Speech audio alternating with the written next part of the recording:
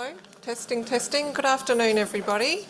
I'd like to welcome you to the WA Planning Commission meeting of the 11th of December 2025. To let you know that this meeting is being live streamed and recorded and will be available for viewing via the Commission's website and YouTube. Commission members may refer to technical devices throughout the meeting to assist them in considering the information before them and in note-taking for their deliberations.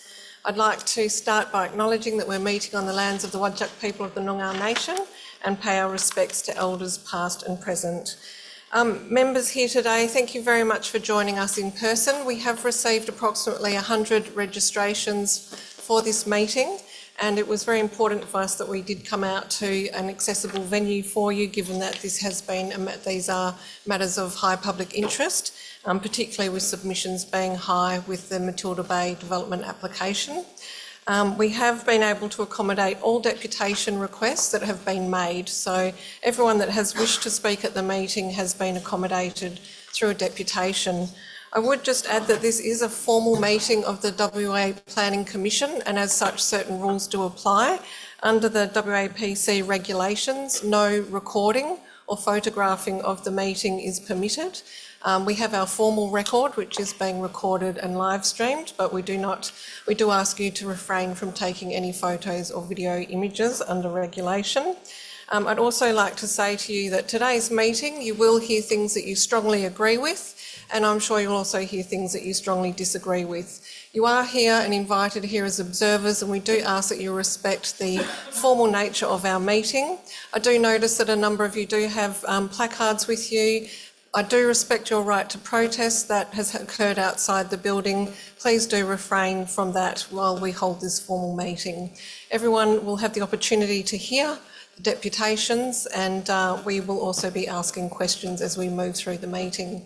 Today's meeting, we are dealing with the two ferry terminal development applications. We will deal first with Applecross. We will then move to Matilda Bay, and we do have some other business which is not associated with these applications to attend to, which is part of our normal duties as a commission, and that will be in confidential session. That in no part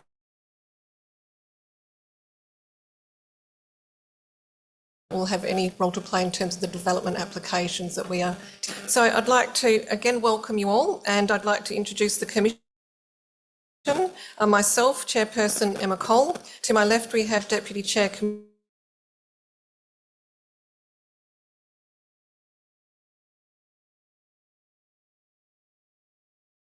today from Commissioner Brooks, who is attending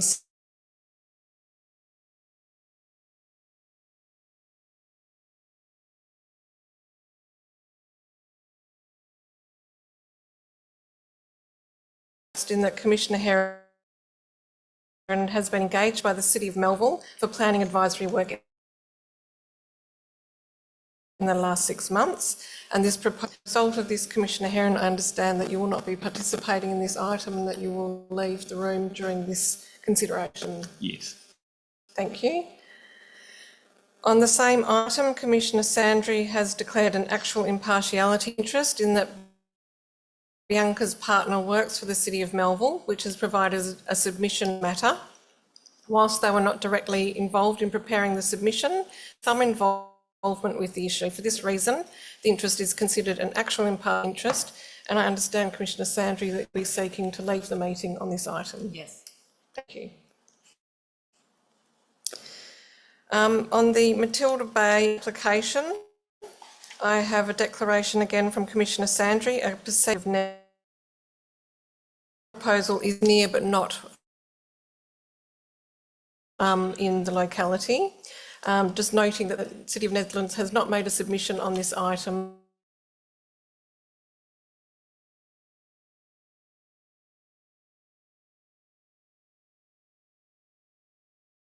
Public question times at council meetings, which I was present for, didn't write a response, and nor have I provided my opinion on the proposal, and I'll consider on its merits today. Thank you. Commissioners, on that basis, I'm happy to permit Commissioner Sandry to remain this item.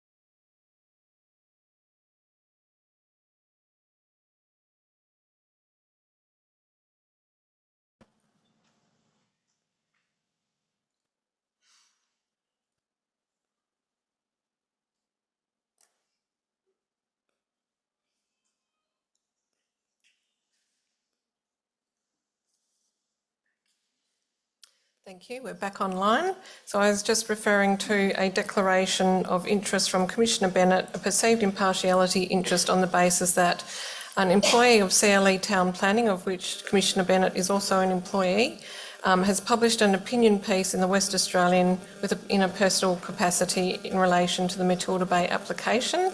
Commissioner Bennett, could you just outline any discussions that you've had with your employee in relation to that? Thank you, Chairperson. I haven't discussed the content of the article with the employee, but I have discussed and confirmed with them that it was them that wrote it. Thank you. And just confirming that you believe you can deal with this in an impartial manner? Yes, I've not formed a view on this matter. Thank you. Okay. Any issues with Commissioner remaining? Thank you. We're happy to have you remain and deal with the item. And just further to that, on both applications, Matilda Bay and Applecross, Commissioner Bennett has declared a perceived impartiality interest, noting that she is on the board of the Environmental Protection Authority. Members, any concerns in relation to that? Please, can I just ask you to refrain from commenting in the audience? Thank you very much. Sorry, no, it's not. It's for the Commission to determine, but thank you.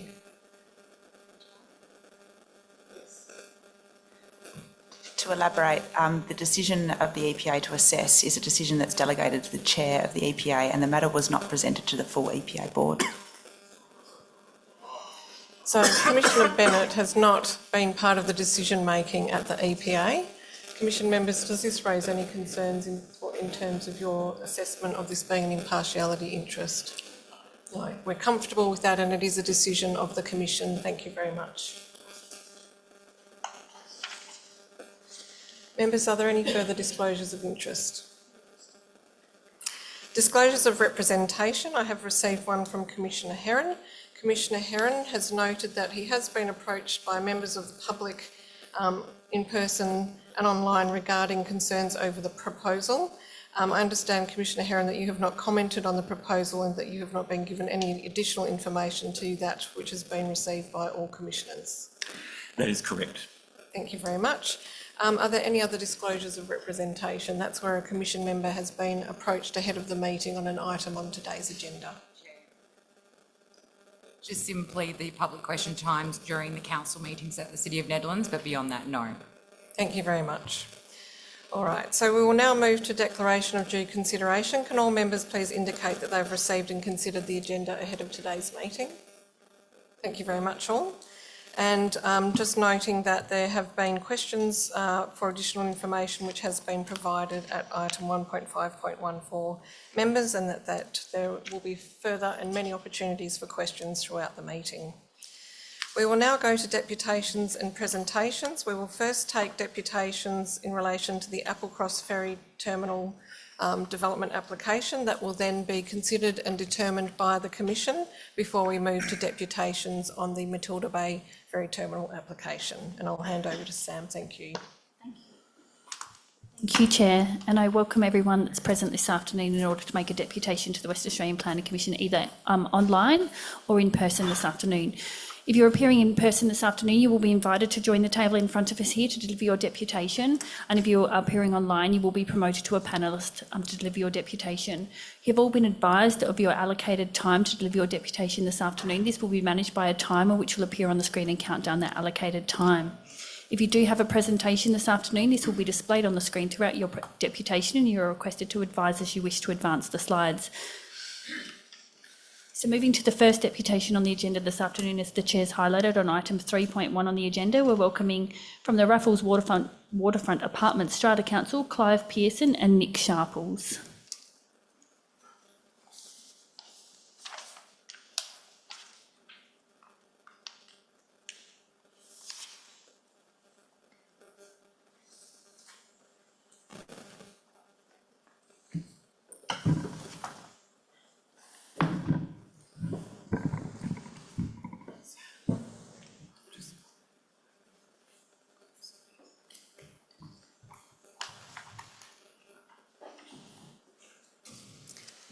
Over to you when you're ready. Thank you. Okay. Yep, thank you for this opportunity to present the views of Raffles. But before going on, I'll just say that there's a second group, Canning Bridge Ferry Action Group, put in a very detailed application to you, and to say the Strata Council fully supports that deputation. Over the next slide, thanks.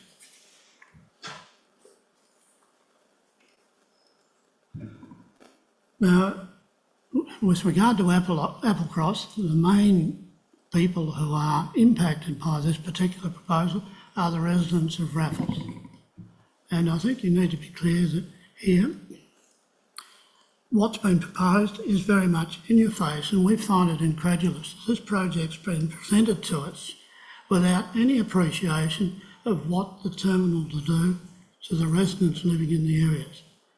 As far as I'm concerned, if you were told tomorrow you're going to have a ferry terminal within metres of your bedroom, you would not be happy. We're not happy.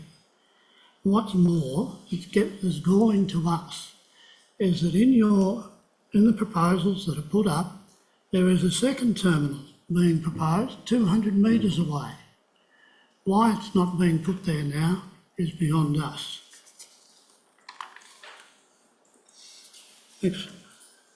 And just to make another point, but that came up there before, we're constantly referred to as NIMBYs. The NIMBYs bit is right, but the B on the end in most cases refers to bystanders. And in backyard here, what's involved is our bedrooms and living areas. Now, if you've looked at the design of the particular facility that's been proposed, I think it's been given to an engineer and said, do what you can do, with no thought at all for the visual amenity of that area. It's probably one of the best views of Perth from the Applecross foreshore, and what are we going to get is a big chunk of material obliterating that view. And I know they talk about ferries coming along and promoting tourism. This is going to be a big negative against that. Next slide. Now, I've looked through your agenda items and I've gone looking for all the things you must do when you approve this project. But I can see there's no reference to doing a structural review of Raffles. I don't think any of you would appreciate that at Raffles we have 2 levels of car parking below the river level, and it's kept dry, being maintained by a caisson, double walls and some pumps. And if during your pile driving and all the rest of it, that is fractured it and we're up with the cost of having to repair it, I'd like to have it surveyed before you start so we know who to send the bill to if troubles happen. Also, the other thing that annoys us as well is I don't see any reference to Aboriginal heritage. About 5 years ago, we were forced to change some development works because we wanted to put a crane on the northeast corner. We were told we couldn't do that due to sensitivities with the Aboriginal community. We then had to spend another $50,000 to work that so we didn't interfere with the sensitivities. Now I find you guys are coming along and doing it. I don't see any reference to the fact that Aboriginal heritage has been taken into account. The next slide, thanks. So at the end of this, we just make the point that, excuse me, you as a planning commissioner have the opportunity to look at what's meant to be happening. As I said, here you're faced with a situation where 2 terminals are being proposed. I think if you're considering the public funds and where the money should be spent, it should only be one, and I'm recommending that be Como Ferry Terminal. So my recommendation is reject the Applecross Terminal and replace it with the Como Ferry Terminal. Thank you. Thank you very much, Clive.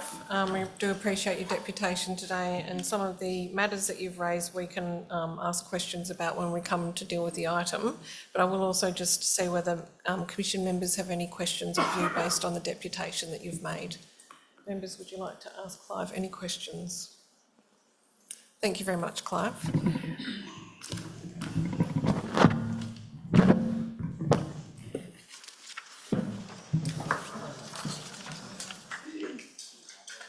The next deputation this afternoon on item 3.1 on the agenda is from the Public Transport Authority, and we're welcoming Lindsay White, Rebecca Richards, Marie Nuber, Crystal King, Misha White, Rosemary Bell, and from Element Advisory, Renee Young and Murray Castleton.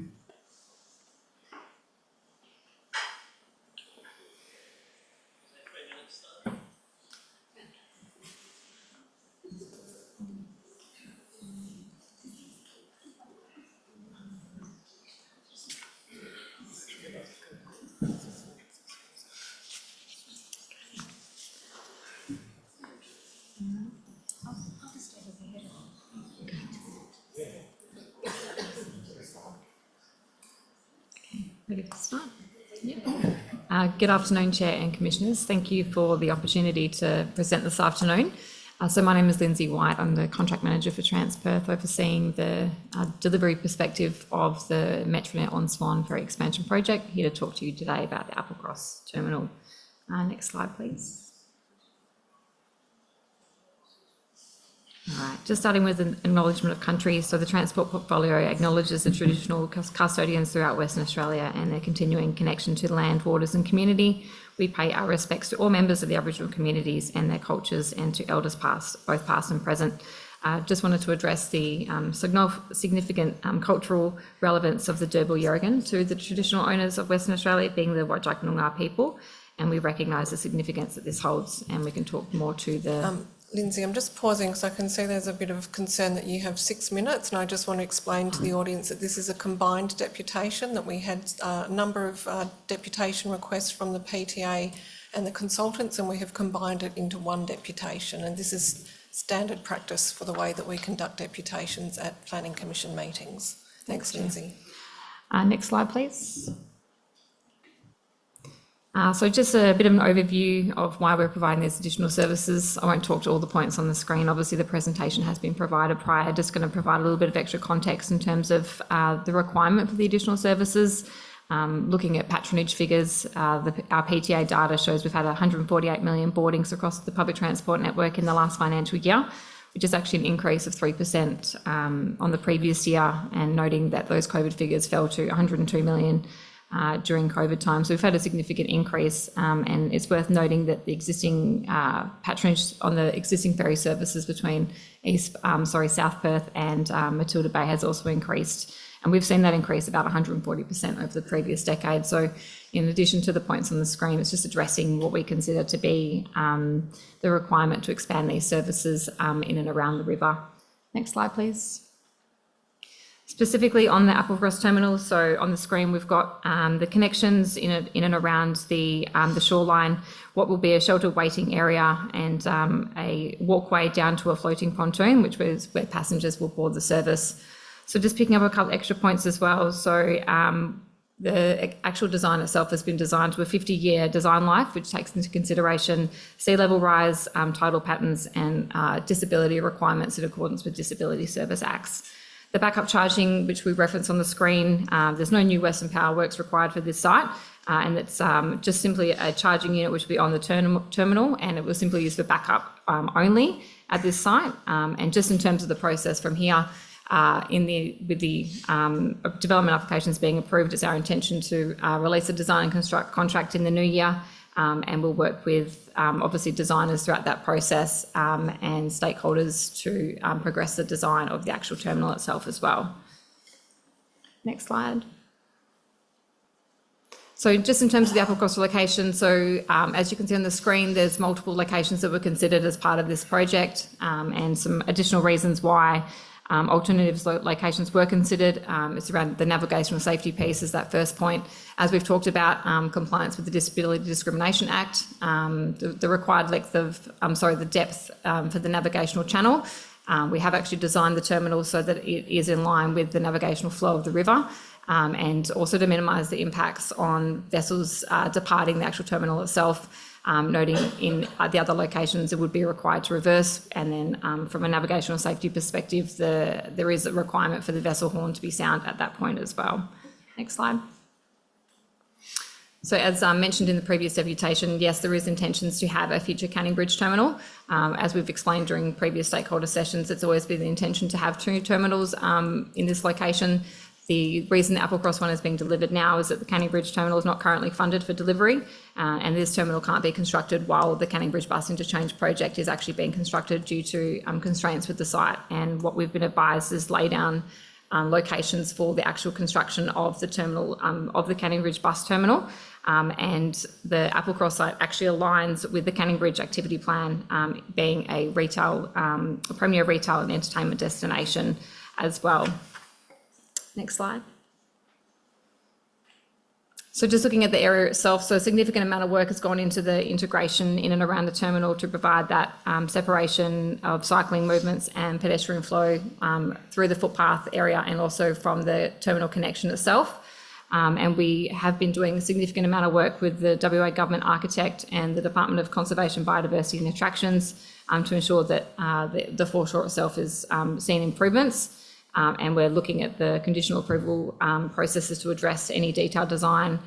We've had a lot of work done in the road safety space, including traffic impact assessments, which were obviously included as part of this DA submission. And we're in discussions as well with the City of Melville to incorporate drop-off bays at just adjacent to the Canning Bridge Road, so we can provide some drop-off facilities for passengers as well. Next slide, thanks. So as you can see on screen, this is just demonstrating the journey times for passengers getting in and around Matilda Bay. It's fairly obvious to say that the ferry will provide a significant improvement on passenger travel patterns once the ferry is introduced, particularly from those southern regions. And we're just looking to improve the public transport resilience by providing that direct access in and around Matilda Bay. We have more than 28,000 students, staff and researchers that attend UWA, and it's worth noting that QE2 is also the second biggest employer outside of the CBD. Next slide. Thank you.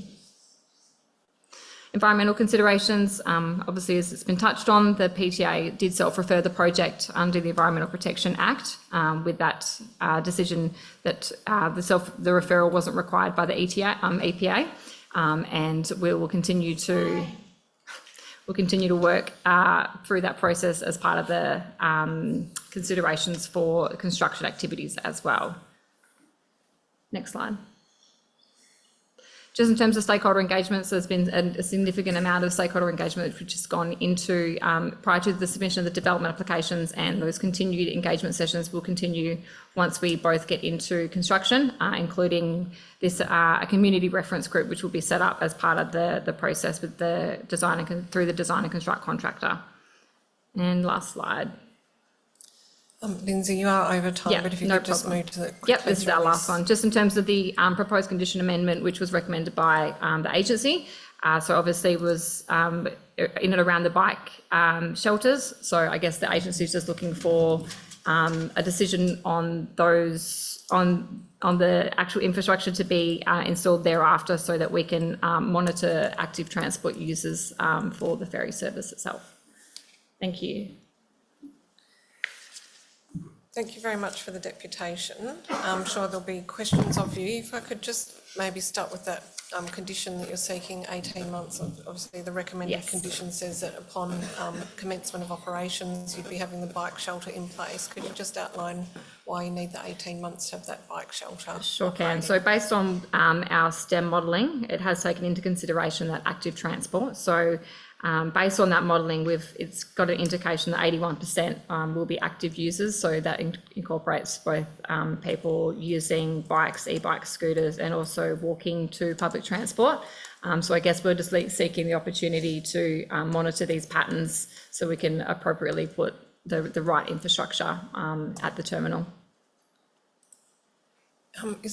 Will it be a funding consideration if the Commission does form the view that that bike shelter should be operational from commencement? It certainly will need to be considered because it's currently not in the estimates that we've put forward to government. Okay.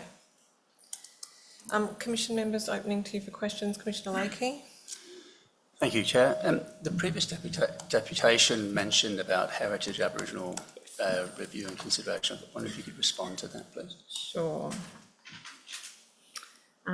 Yes, so across both sites, so Applecross and Matilda Bay, we have undertaken a range of activities already in terms of collecting settlement samples and doing other geotechnical investigations. And these have all been undertaken into consideration with the Heritage Act. So the PTO has followed all legislative requirements in terms of engaging with both SWALSC and the Whadjuk Cultural Advice Committee in terms of making sure that heritage surveys were completed. And we approached the Whadjuk community, thank you, Aboriginal Corporation, too many acronyms, to ensure that appropriate elders were present for those heritage surveys. And then following that, we've also submitted our regulations 7 and 10 under the Heritage Act to undertake those geotechnical investigations. And as part of that, we had Aboriginal monitors on site. Again, there were people that were engaged through WAC to make sure that the appropriate approvals were in place and that in the event of any Aboriginal heritage fines, the appropriate processes were followed then as well. Following that, we have also have a advisory committee that we have now formed as part of the project. We've had the opportunity to meet with them twice already, and they will be heavily involved in the project. We'll meet with them on a very regular basis, and they'll have the opportunity at each stage of the project to provide input into all cultural significant requirements for the project as well. So it's certainly taken into consideration.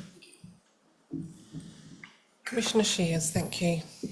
Through you, Chair, thank you for your deputation. In relation to the parking bays or drop-off bays that you mentioned that you're negotiating with the City of Melville, are you able to elaborate a little bit more on how those discussions are going? And then if that falls through, then is there another opportunity to incorporate some drop-off bays in the design?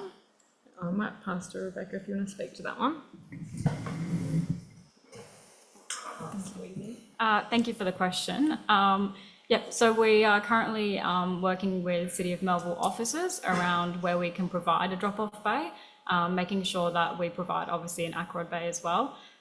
They are ongoing discussions, and that's a process outside of the development application. Yeah, those discussions are ongoing. Yeah. Outside of that, we expect that a lot of our patronage will, like Lindsay mentioned, be around active transport. Commissioner Adair, please go ahead. Thank you, Chair. I just wanted to dig in a bit on this engagement with the Indigenous community. You've spoken in your presentation about a design and construct process. So the designs that have been presented today, are you inferring or indicating that that is not the final design?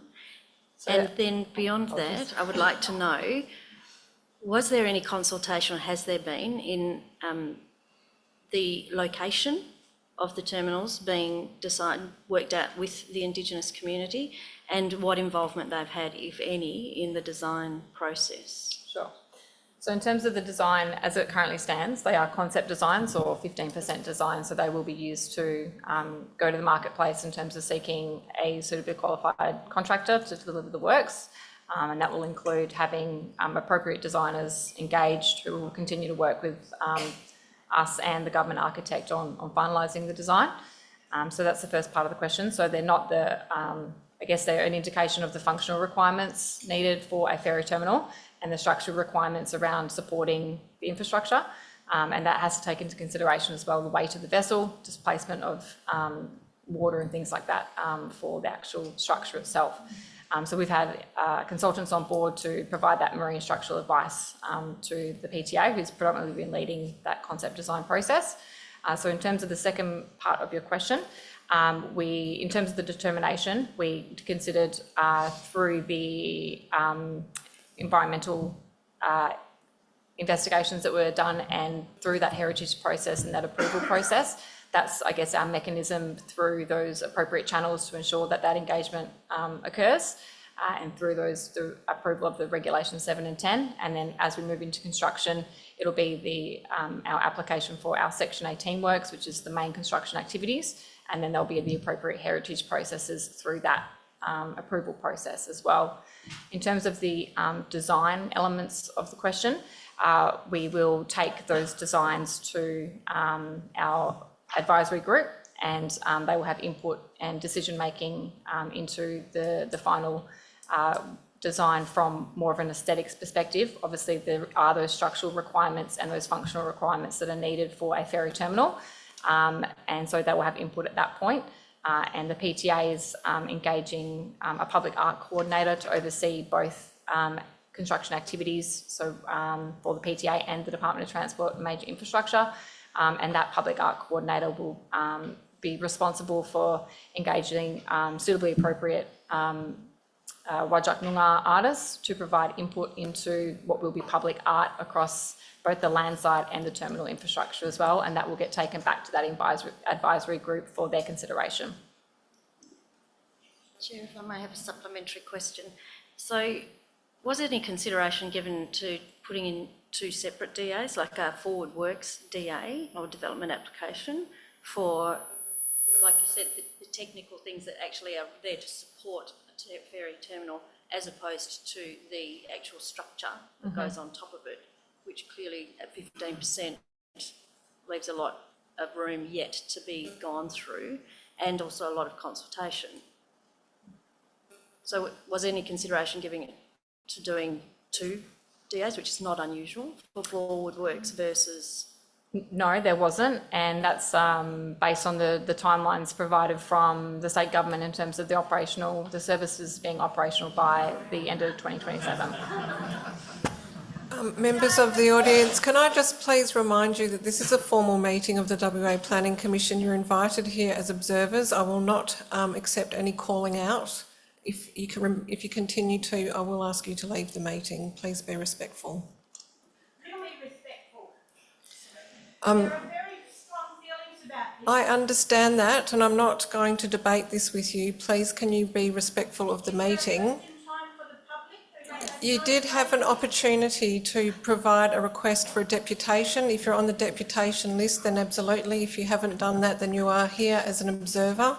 And the majority of us had no idea that's what you actually meant. I thought because we had been invited, and because we had been invited because we had already sent in our opinions, we would be able to voice these to other people today. Unfortunately, this is all government jargon, which to the average person in the street is way over their head, and our requirements are being totally disrespected, and I feel that the whole committee is very ignorant of how I need you to please stop. If you don't, look, I'm sorry. This is not a public town hall meeting. This is a formal meeting of the WA Planning Commission. So when is that happening then? That is not, this is a planning meeting. We're dealing with the planning matters, so you will hear jargon. I'm happy to. What you do before you pay for it. If you continue under the regular, I will, under our meeting procedures, need to suspend the meeting and ask you to leave the meeting. That is what will happen. The meeting will be adjourned. You will be asked to leave the meeting and you will not be able to return. This is not a town hall meeting. This is a formal meeting of the WA Planning. I'm asking you to stop. If you do not stop, I will adjourn the meeting. And no, I'm not going to arrest you. I'm going to apply the meeting procedures. So we've come here to sit still and shut up, have we? Can you just please listen? Because there are meeting procedures which I will have to put into effect if this meeting cannot be conducted. As I have explained, this is not a town hall meeting. The procedures of the WA Planning Commission and what happens at these meetings are on our website. Those who have applied for a deputation will come forward and make their deputation.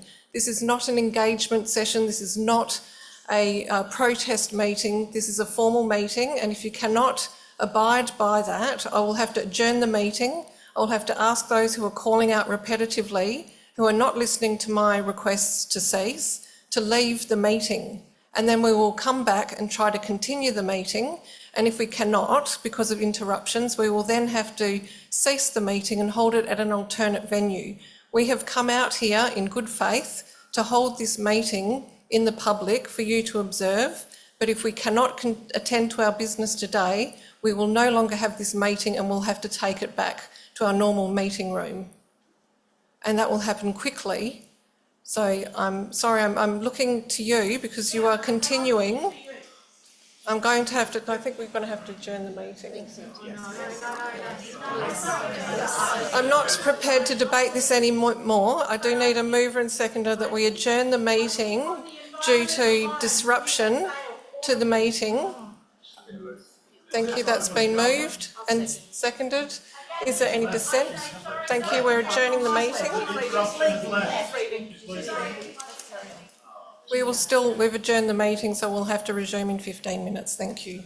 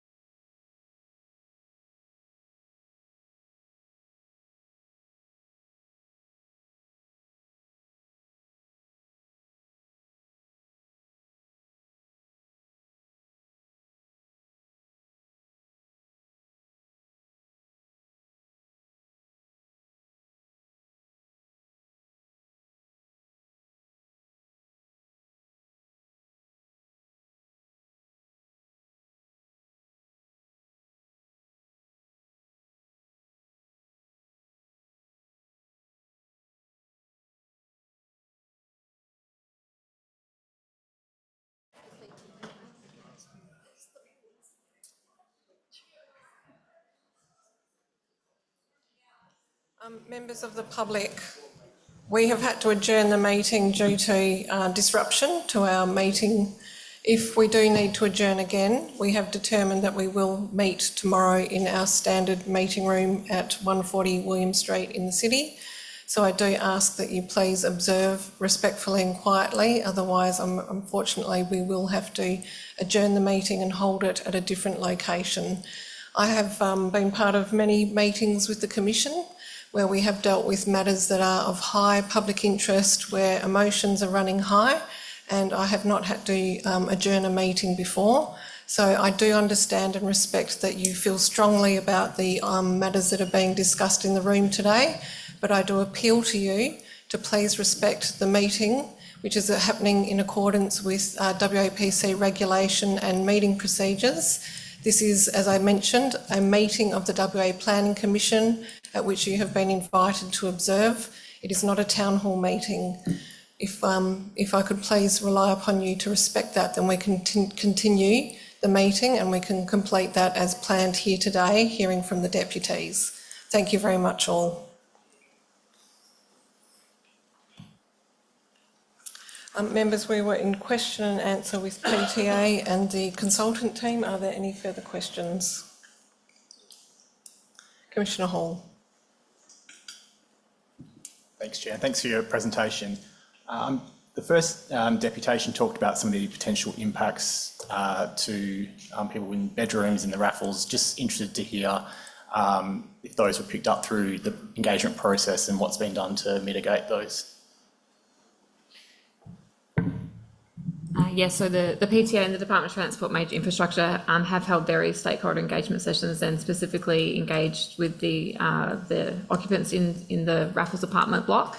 And certainly the design has been refined so that obviously works in taking into consideration the environmental factors and also the flow of the river, which has actually changed the alignment of the terminal itself and provides less of a visual impact onto that area of the river as well. Just one more.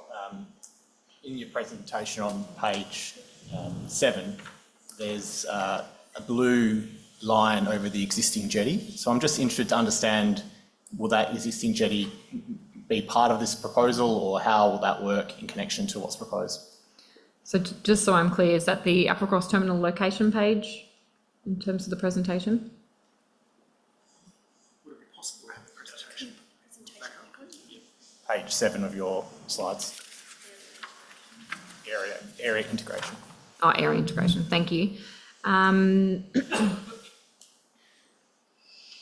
Okay, so that is an existing public jetty, which is obviously just to the east of that Raffles building. So that won't be as part any works. There won't be any works occurring there as part of our project. Yeah.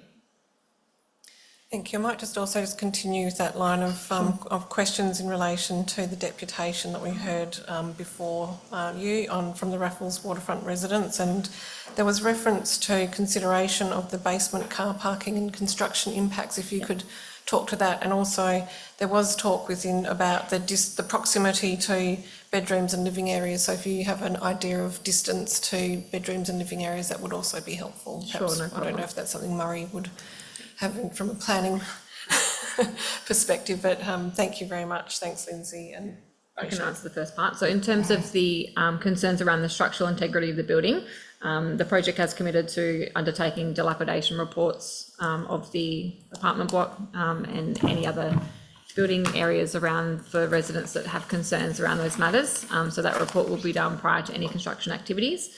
And then subsequently following thereafter, follow-up dilapidation report to determine any issues or structural impacts from the construction activities. thank you, Lindsay.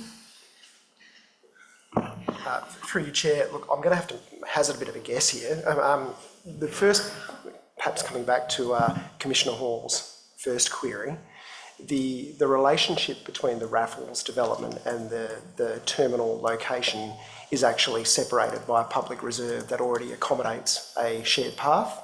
So that is a public environment, and I think there's a fairly clear understanding that the City of Melville, I'm sure, would endorse that is a very heavily utilised shared path environment. So that is an area that's accessed and well used by the public at the moment. The sort of dimension you're looking at, I think, would be around 14 or 15 metres from the edge of the building to the edge of the wall that's in that location. And that really just accommodates the path with the landscaped area, the footpath, and then the separation between the edge of the footpath and the edge of the river wall. So it's a not insignificant distance. Thank you very much. Members, Commissioner Lakey? Thank you. One for you, Lindsay. I think you mentioned this earlier in terms of the location. Could you elaborate again on why the existing location of the existing jetty is not appropriate? Sure. So certainly, so that jetty is actually owned by the City of Melville and it is used for public purposes. So for the PTA to be able to use that as, so we require a secure facility for the vessels, and we won't be using, they won't be open to public in terms of like public fishing or any other boats that will be having access to the terminal itself. And that's for a variety of reasons, obviously from a security perspective, and also because we'll have the charging infrastructure on the terminal itself. But just in relation to that particular jetty, it would have to be, it's non-compliant from a disability perspective in terms of making sure it's compliant with the Disability Transport Act. So it would actually need to be completely rebuilt regardless. So we'd need to put a brand new structure in there. And that does also then come back to that line of sight issue with other like vessels or other watercraft coming in and under the Canning Bridge and making it not safe from a navigational safety perspective. Members, are there any further questions for the applicant team? Oh yes, Commissioner Bennett, thank you. Thank you for the deputation. I have two questions. The first one's on the alternate location that you proposed in the presented in the slides. Could you just explain? I understand the reason for the staging. The intention is that both locations would operate in some point in the future. Correct. Correct. Yes, that's correct. Thank you. And my second question was just around the bike facilities. Can you just explain, with regard to the 18-month proposal that you've put forward, you mentioned around monitoring the number of bike bays that would be required, the capacity that if the condition was to be imposed and you were to construct the facilities now, how big that bike parking would be, and then if the condition were to be imposed to defer it for 18 months as you're proposing, what that would mean in terms of monitoring and potential size. Sure. I'm just going to defer to one of my colleagues.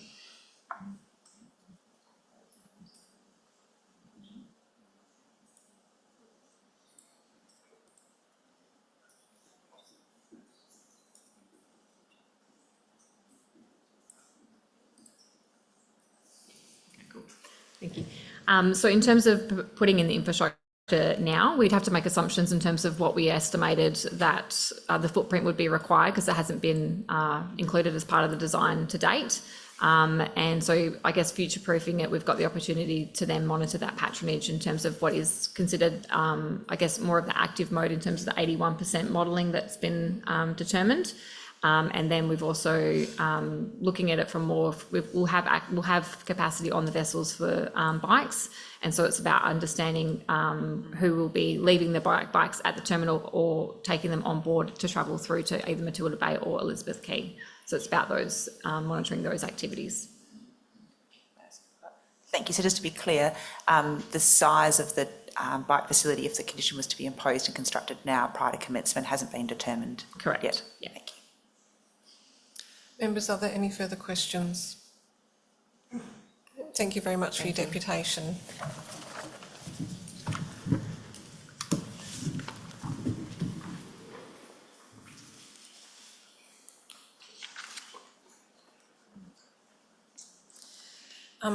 Noting on this item that the Commission also received 3 written deputations from residents, from Damien Maratinelli, resident, against the recommendation, from Kate Bainbridge of the City of Melville against the recommendation, and from John Nielsen of the Canning Bridge Ferry Action Group also against the recommendation, and they have been included in the agenda and provided both publicly and to Commission members.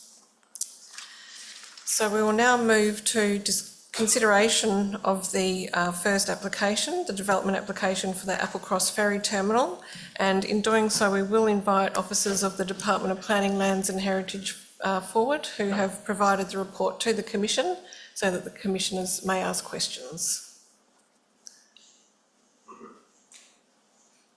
And we are joined by Dale Sanderson, Jamie Townsend and Kelsey Whitwell. Thank you. Thank you. Thank you. You've heard the deputations today, and I would just ask whether there's anything that you'd like to outline further to the report that you've provided or in response to issues raised through the deputations. Thank you. Certainly, thank you. Can we move one slide, please?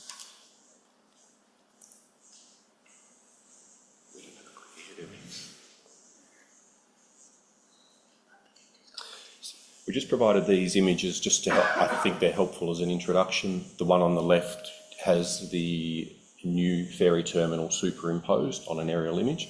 Like I say, I've personally found it helpful in assessing or looking at the proposal just to see it like that. And on the right, artist's impression of the ferry terminal as well. Next slide, please. So today the Commission is obviously determining the ferry terminal infrastructure.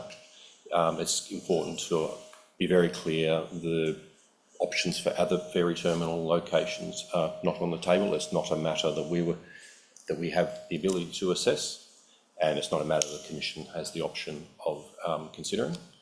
Ferry terminal operation, the ferry operations themselves are not a matter that requires approval under the Metropolitan Region Scheme. It's a separate process, and the waterway safety management. Waterway safety management is a DTMI responsibility. Next slide, please. As has almost been covered a little bit earlier, the EPA has made a decision in relation to the proposed ferry terminal, and our recommendation to the Commission is in accordance with the advice of the Swan River Trust and includes the conditions that we've listed just there.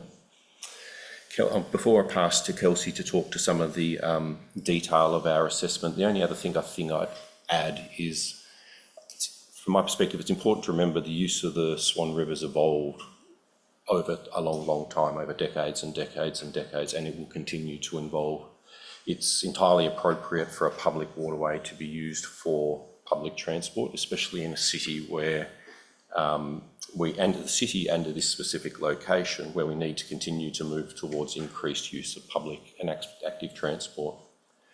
There was also a submission from deputation from PTA in relation to a request to delay construction of the bike shelter by 18 months.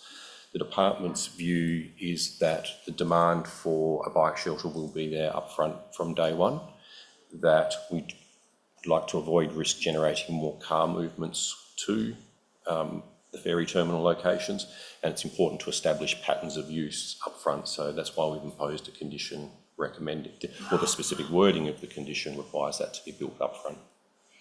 Pass to Kelsey. Thank you.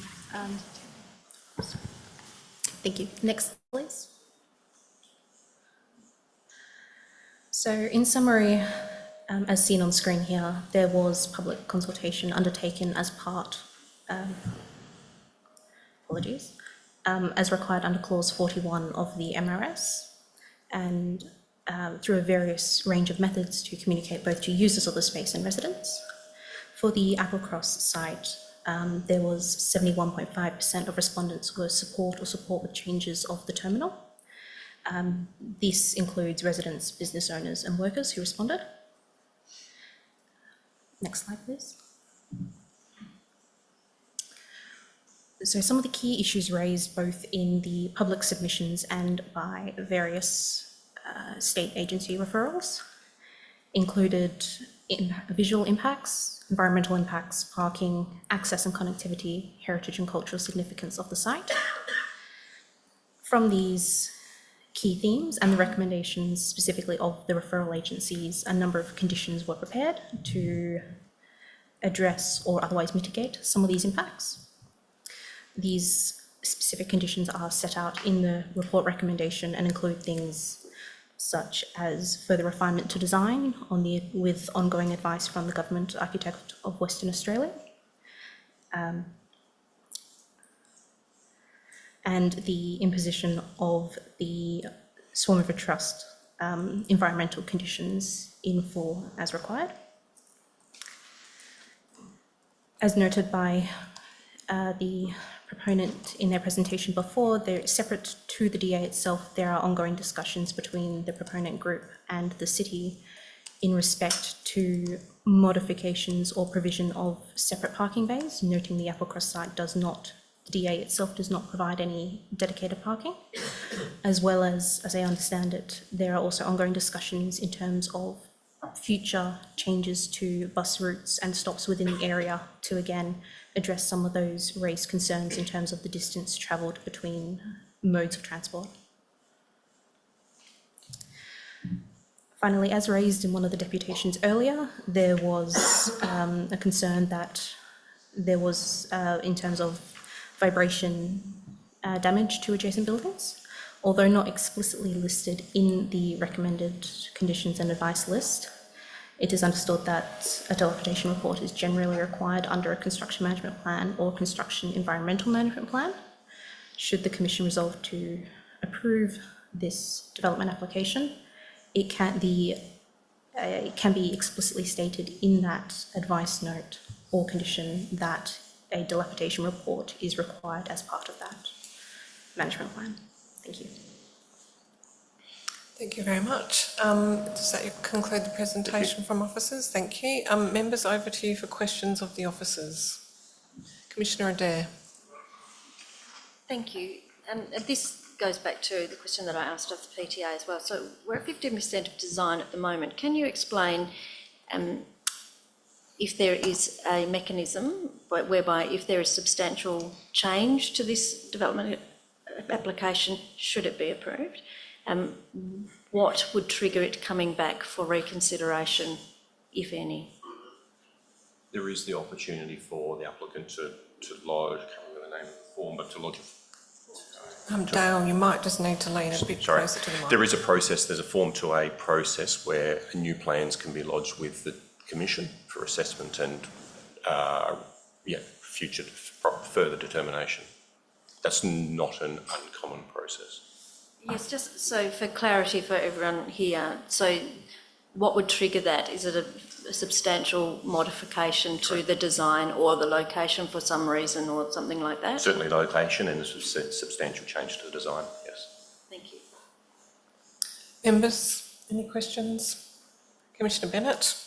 Thank you for the presentation. Just in terms of the continued access to the foreshore following the construction of the terminal, I understand the foreshore in this location is particularly narrow. Can you just explain through the review process the considerations that were taken into account around continued foreshore access and how that's reflected in the final plans and the recommendation? Thank you. For the Applecross site, the actual land-based component of the development footprint is quite small and limited to the existing pedestrian footpath area. They're proposing to retain the separated pedestrian path and cycle path and all the city infrastructure within that area. So following completion of works, all that remaining area will remain publicly accessible with only those increases to the footprint in terms of extension to the pedestrian path running along the foreshore edge and location of the paths themselves. There is no substantial landside infrastructure at this stage proposed. Thank you. Commissioner Hall. Thanks, Chair. Just want to clarify the concept illustrations on your presentation that you showed. Are they consistent with the plans that are in the agenda? Yes, they are. I'm interested to understand, we heard about the concern around the impact of the dwellings in the Raffles apartment building. Can you talk to us about what you've done or what assessment process you took to consider those concerns? So the development plans as lodged did receive advice from the Government Architect of Western Australia in terms of the architectural form, materials, colours and scale of the built form. There are conditions recommended for further refinement as beyond this current, I believe, PTA reference 15% design stage, to further refine those components, specifically noting that as it's been raised as a significant concern to those residents, the impact to them will definitely be considered as part of what refinements can be made that will have a positive impact. I suppose just through you, Chair, just to clarify, I'm probably more interested to understand potential noise impacts and disruption. We heard about bedrooms being in close proximity. I acknowledge the PTA said there is an existing path that's well used and there is a public area. So I'm just interested to understand, there's some residents living nearby, what impact might they have from this proposal and how was that considered? So in respect to the terminal infrastructure itself is not designed to include any noise generating infrastructure as standalone or as a component of it. As I understand it, having this location here does not require as many or any reversing manoeuvres of the ferries themselves, which is one of the instances where they are required to generate noise via horn as a warning. The angling of the terminal here, as I understand it, does minimise or negate the need for that. That was arguably raised as one of the biggest concerns during consultation. In terms of passengers themselves, I do not, I'm unaware of how a development application at this stage can control passenger or user behaviour. It would not be too dissimilar to residences near a train station or existing bus station. I think that the most important point there is that the application's not dealing with the actual vehicles itself. So it's not something that technically we can actually assess as part of the infrastructure. Just one further question. The City of Melville made a written deputation and they don't actually object or recommend refusal. They're actually saying just defer with some further work being done. So I'm just interested in the engagement. That decision was made back in October. So I'm just interested to understand the engagement with the city and if those things that they had commented on had been considered as part of your assessment. The recommendations of the city as per their council minutes and as their recommendation provided to ourselves, their list of items for further information as well as prepared conditions were considered through the assessment. Those conditions have either were assessed as relevant and reasonable, have been included in the recommended condition list. Some of them have been incorporated in conjunction with recommendations from other agencies or as part of conditions as recommended by other agencies as well. So would it be, just to clarify, would it be fair to say that the majority of the City of Melville's comments has been taken on board and included in either the assessment process or the conditions recommended? Correct. Members, any further questions? Thank you very much, appreciate that. Dale, one thing I do want to ask of you is that you have had further discussions with PTA, which has resulted in an alternative recommendation from the officers to the WA Planning Commission. So I do need to ask you, because this hasn't been published, I would like Sam to share that to screen, and if you could please talk us through the wording changes and the significance of those. So I think that's starting at condition 10. We don't have, is it other track changes? Can you see that in front of you? Yep.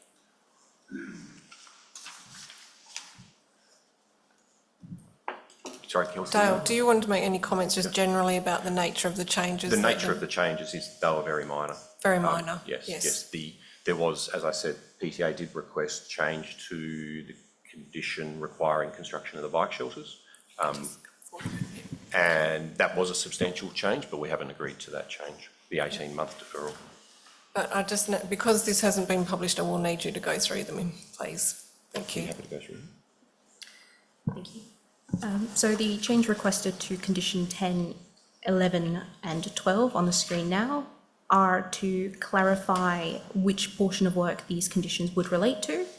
There was a request to create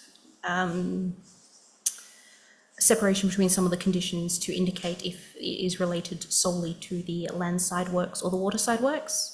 These changes on screen now are just to make it very clear which of these conditions relates to which part. Thank you, Kelsey. So then if we move then to condition, so then we're into advice notes. So that was it for the conditions. And then we're moving into advice notes. I can see advice note 1 is simply to add a email address. Would you like to speak to the... It's not new. Oh, my apologies. I've read the links as amendments, but that's actually been contained. My apologies. So it was simply just the changes in red to the conditions, which are clarifications and do not result in any substantive change to the recommendation. Correct. Thank you. All right. Thank you very much. So members, we're now at consideration of the item. We do have the alternate recommendation with those minor clarifications, which is tabled before you. Is there a mover and seconder to move this item? Moved by Commissioner Bennett, seconded by Commissioner Shears. Thank you very much. Would you like to speak to the item? Thank you, Chair.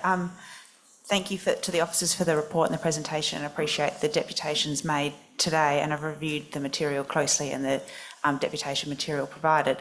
I'm in support of the application as recommended by the officers, given that the ferry proposal is an important part of the overall public transport network for the city. As referenced by the officers, we have a growing city and we have an evolving use of our waterway.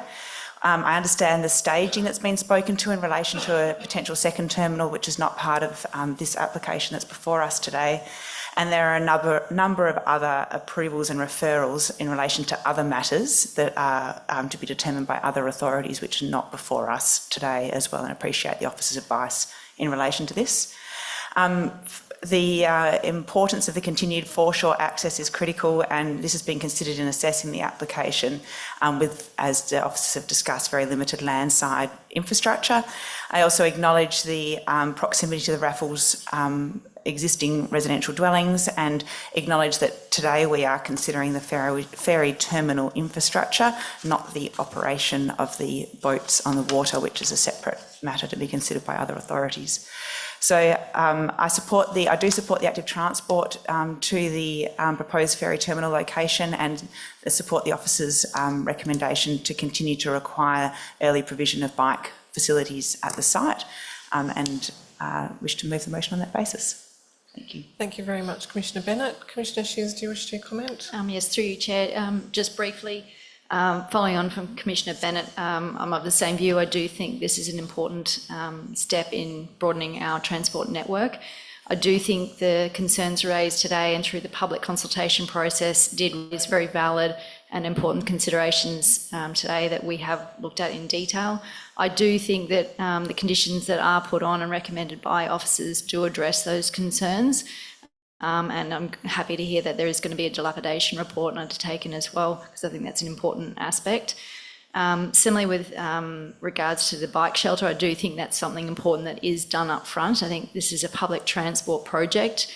If you build it, they will use it. I think we've got to encourage that. Perth has an incredible network of cycle paths, and I think we should be putting that in up front as much as we can. I will be supporting the motion today. Thank you, Commissioner Shears. Do any other commissioners wish to comment? Yes, Commissioner Lakey. Thank you, Chair. Yes, I'm supportive of the Swan River being utilised for ferry services, and I think this will be a very positive outcome for the Perth community and reduce pressure on existing infrastructure. I've certainly read through all of the information provided to Commission. I've visited the sites, I've walked them, and I've read everything here today. But I do appreciate and understand the passion of the local community, and but I also am satisfied with the information provided by the agencies, PTA and DPLH report. I think they're very concise and very thorough, and being mindful that we are not considering locations of the terminals, we're considering the terminal itself, and obviously not the operations either. But I do note the PTA's presentation talked through a number of alternative locations that were considered. I also note the government architect and Aboriginal reference group will be involved in the final design, and I think that's a real positive step. Any location for the terminals will have an impact on the foreshore, so this is always going to be a balanced outcome. But on balance, I'm supportive of this motion. Thank you, Commissioner Lakey. Are there any further comments? Commissioner Adair? Thank you, Chair. I'd actually like to move an amending motion, if I may, which is just for certainty around the dilapidation report. So I would like to move a new 4C, which would read that a dilapidation report of adjacent buildings, including but not limited to the Raffles building, to be included in the construction environmental management plan. Is there a seconder for the amendment? Seconded by Commissioner Hall. I think it's just for certainty. It has been said that it will be done, but I think it's, from my perspective, I need that certainty. And for the minute taker, did you capture that? Yes, thank you. Yeah, great, thank you very much. Is there any further discussion on the amendment? Is there any dissent? The amendment is carried. We're back to the substantive motion. Is there any further comments on the substantive motion? Commissioner Hall.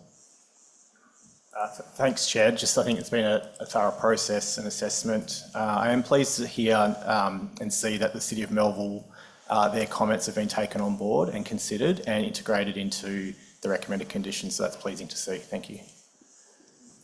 Thank you very much. That just leaves myself. Look, I won't repeat because I think I do concur with everything that's been said by commissioners today. I would probably just add that I do believe that there's a very strong alignment here with Perth and Peel at 3.5 million, our guiding planning framework for Perth, and also the Canning Bridge Activity Centre plan, where we are attempting to provide really high public transport connectivity to nodes within Perth, and this being an important node being the Canning Bridge Activity Centre, which is undergoing quite a transition in terms of its development, and that this also is located very close to bus stations, not stations, that will be located to bus stops, and that connectivity when the Canning Bridge facility is built will be even greater. So I'd also just wanted to note that important that no dredging is being required here, and that there's been a real attempt by PTA to minimise any disturbances to seagrass in this application, and I hope that the residents who spoke today from the Raffles Waterfront Apartments feel some comfort in the fact that the dilapidation report is a requirement of this application. That's all from me. Just to confirm that there is no dissent. Thank you, the motion is carried.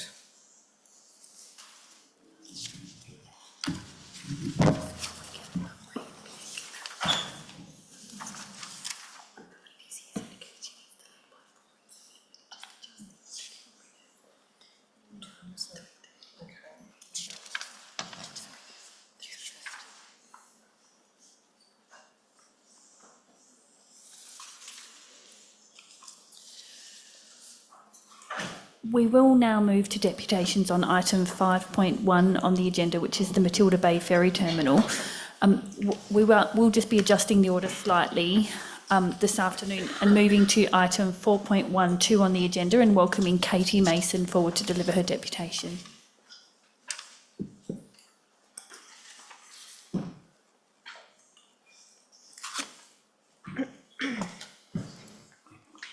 Good afternoon, Chairperson and Commissioners. Thank you for your time. My name's Katie Mason, and my deputation is regarding the failure to assess social impacts and deficiencies in conditions of approval in relation specifically to the Matilda Bay site. This submission objects to the proposal on the grounds that the planning assessment has failed to adequately consider the social impacts of the development, despite clear advice from the EPA to do so. Furthermore, the multi-criteria analysis used for site selection contained significant limitations, and the recommended conditions of approval are insufficient to protect community values. My first point relates to absence of social impact assessment, or SIA. The EPA's advice explicitly states that the proposal has the potential to impact the social and visual amenity values of the Matilda Bay foreshore areas, and that these impacts can be mitigated and managed through conditions of development approval granted by the Western Australian Planning Commission. The critical omission is that while the WAPC agenda addresses environmental and visual impacts through specific conditions, landscape plan, construction and management plan, there is a complete absence of assessment or conditions addressing social impacts. There's also a procedural flaw. For a development of this significance within a Class A reserve, a formal social impact assessment, or SIA, and social impact management plan, SIMP, are standard requirements. The failure to undertake these assessments prior to determination is a significant flaw in the planning process. Proposed remedy. If the Commission is inclined to approve the application, it must, at a minimum, impose a condition requiring the preparation and implementation of a rigorous SIA and SIMP. This would ensure impacts on user enjoyment are documented, monitored, and mitigated with clear responsibilities. My second point, gotta be quick, flaws in the multi-criteria analysis. The site selection process relied on a multi-criteria analysis that contained significant limitations. Data bias, as highlighted in other submissions, the MCA relied on incomplete usage data, which excluded key demographic groups, leading to an underestimation of social conflict at the chosen site. Inadequate response. The assessment of public submissions failed to substantively address the concerns raised regarding the incompatibility of the site with existing social and recreational uses, dismissing them without the evidentiary basis of a formal SIA. Lastly, deficiencies and inconsistencies in conditions. Several recommended conditions are structured incorrectly, creating a risk that works will commence before impacts are managed. Timing of plans. Conditions 23 and 24 currently require approval prior to the commencement of ferry terminal operations. You're 30 seconds over, if you could please wrap up. I will wrap up. Thank you, Chairperson. I request, please, that the Commission defer determination to allow for a proper social impact assessment. Alternatively, if approved, the Commission must amend the conditions to require a social impact management plan and shift the timing of management plans prior to construction. Thank you. Thank you very much, Katie. Before you leave, I'll just check whether there are any questions. Members, any questions for Katie? Yes, Commissioner Hall? Thanks, Chair. Thanks for your presentation. I'm just wondering if there was something really specific you had in mind that would be uncovered by doing that process. Absolutely. I believe that this site is unique. There are many users and uses of this particular site, and the social impact is vast. I think that there are alternatives, and it is such a unique site that the social impact assessment is absolutely necessary to make sure. I know that you have deputations from sailing groups and disability groups, but there are many more families from not just the local area, but across the Perth Metro, including tourists that particularly come for this vista of the Perth CBD, and I believe that the on-water and also off-water infrastructure will completely negatively impact the use of this bay.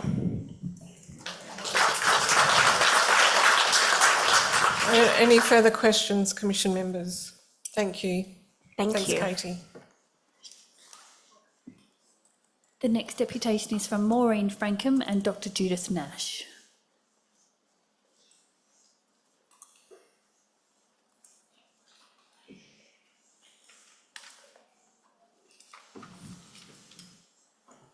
Do you mind if I stand? Because I've got to put it back.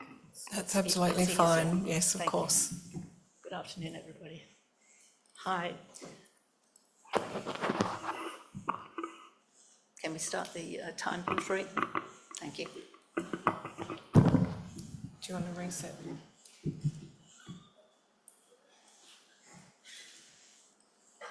Hi. Thousands of us are so passionate about Matilda Bay that I beg of you today to please take your political hats off and listen to the predicament, and only after hearing and understanding, let common sense be your guide to personally decide. Ms Saffioti has so much on her plate, advising she is guided by experts whose advice we believe has been poor. Sailability was totally left off, and one paraplegic who wished to die now lives for his 3 days sailing out in Matilda Bay's calm waters, where other young kids also learn boating skills. All impossible with a terminal here, as safety is so very important. Ms Saffioti seems to have put all her eggs in one basket, planning ferries specifically for UWA students. Semesters are approximately 50% of the year and attendance is declining. As one lass in a large group of students remarked to me, times are very different to your days, Maureen. Much is done online. We have annual parking permits as preferred to take our cars when attending. It sucks to take away 105 car parking bays. This will cause more traffic chaos. Even now, we often park at Jojo's. Fortunately, it's only a short walk to the uni and free, as is the popular Purple Cat bus from the city. A major ferry network cannot viably run on this part-time, shrinking catchment. Parking will be a huge issue. It is now. When people like you and me drive to the bay, where do we park? Nobody wants Matilda Bay's big shady trees removed. WA records the least tree canopy in Australia, and our weather's getting hotter and hotter. Your report states the bay has a high-quality foraging habitat for our beautiful red-tailed cockatoos. Whoopsie daisy, it's flying away. And the Carnaby cockatoos, both are endangered, the latter critical. Note, UWA applied to clear a lot of trees but was rejected because black cockatoos fly into UWA and Matilda Bay's trees and use them for feeding and habitat. I'd be very careful if you plan to remove cockatoos, said 29 trees found in the bay, and the plan shows there could be more. First Nations are still in negotiation with government and with us. Signs with photos show Matilda Bay known as Kataburup as a place of very high importance. Some Wudjuk people of the Noongar nation believe that the Wurrung laid an egg on this very site that you are hopefully going to reject for use as a terminal development. It's a very sacred site and of great cultural significance. There's no Australian comparison to the huge lithium batteries contemplated on this A-class reserve for recharging ferries all day. Beware of the fires so close to Kings Park. Please dismiss this DA, noting that we are not against ferries, just against them ruining this tranquil location, or defer determination to consider safety risks, asking government to supply visual aspects and social impact assessments, plus research on student Maureen, numbers if you could using just ferries. make your final comment, please. Last sentence. Plus an assessment to the eastern side of Jojo's, where seagrass is reportedly less than the bay, and there are no trees, and where Jojo's owner is flying in for talks with government next week.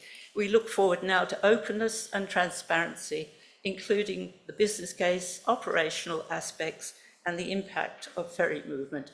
Thank you. Thank you very much, Maureen. Members, are there any questions of Maureen? No, thank you very much.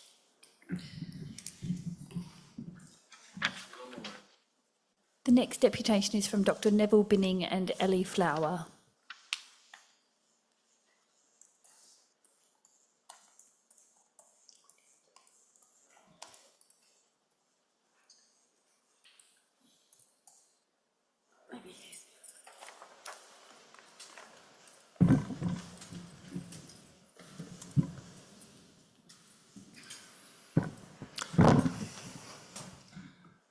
Thank you for the opportunity. You're very welcome. Time starts now. That was a question, by the way. Yes, please commence. Right. I am Dr. Neville Binning. My deputation is as an unencumbered professional supporting the long-term public interest. I do so based on being well qualified and experienced in infrastructure investment, including for transport systems. I'm a civil engineer with an MBA and a PhD in infrastructure investment decision making. I object to the development application because it is totally flawed. The multi-criteria analysis has been a series of fragmented retrofitting to justify a decision already made. It has not been used to properly inform the decision-making process. The development application does not meet urban development principles.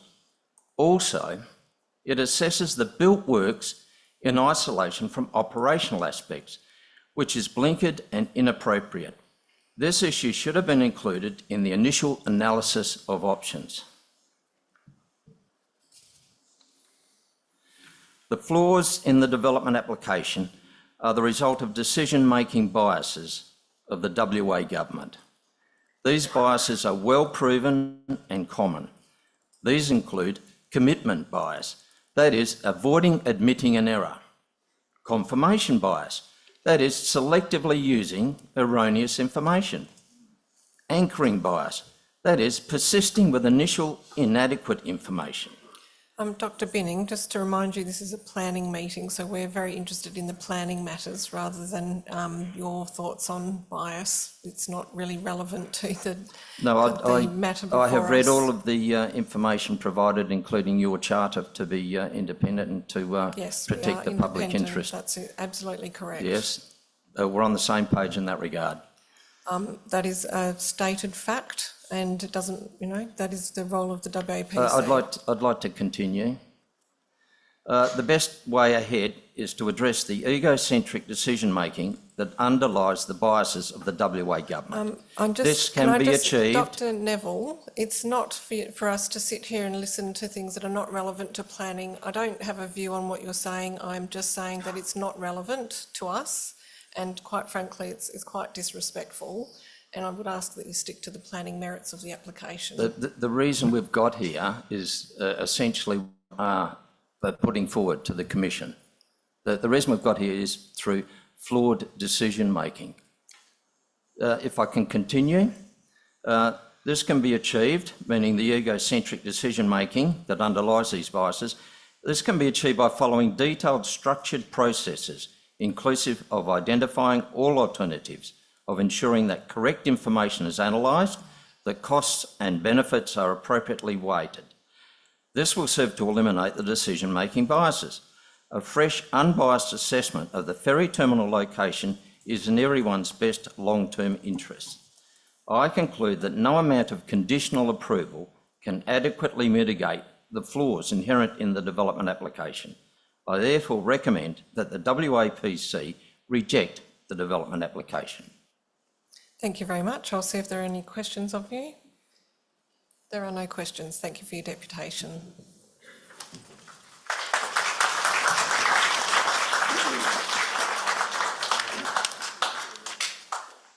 The next deputation is from Graham White and Beth Thompson.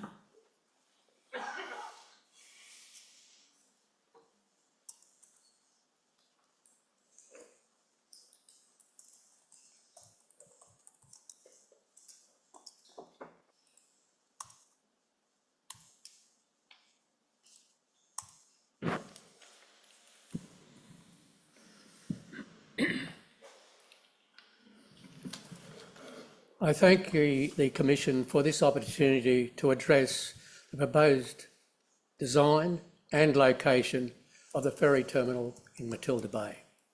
I strongly support the concept of ferry service on the Swan River, provided it is safe operations for all users of the bay and environmentally acceptable. I constrained my comments to the on-water aspects relating to the terminal site and its design. I note the agenda does not address ferry operations. I accept this, but I think it's delinquent. Rather like considering the design of the grandstands at the Optus Oval and not the playing area or its use. This Matilda Bay is a sports field on the water. The other critical element not addressed is safety on the water and the associated terminal effect. This is a major shortcoming and tantamount to criminal neglect in an industrial sense. The planned infrastructure cannot be segregated from the water in terms of safety of the community.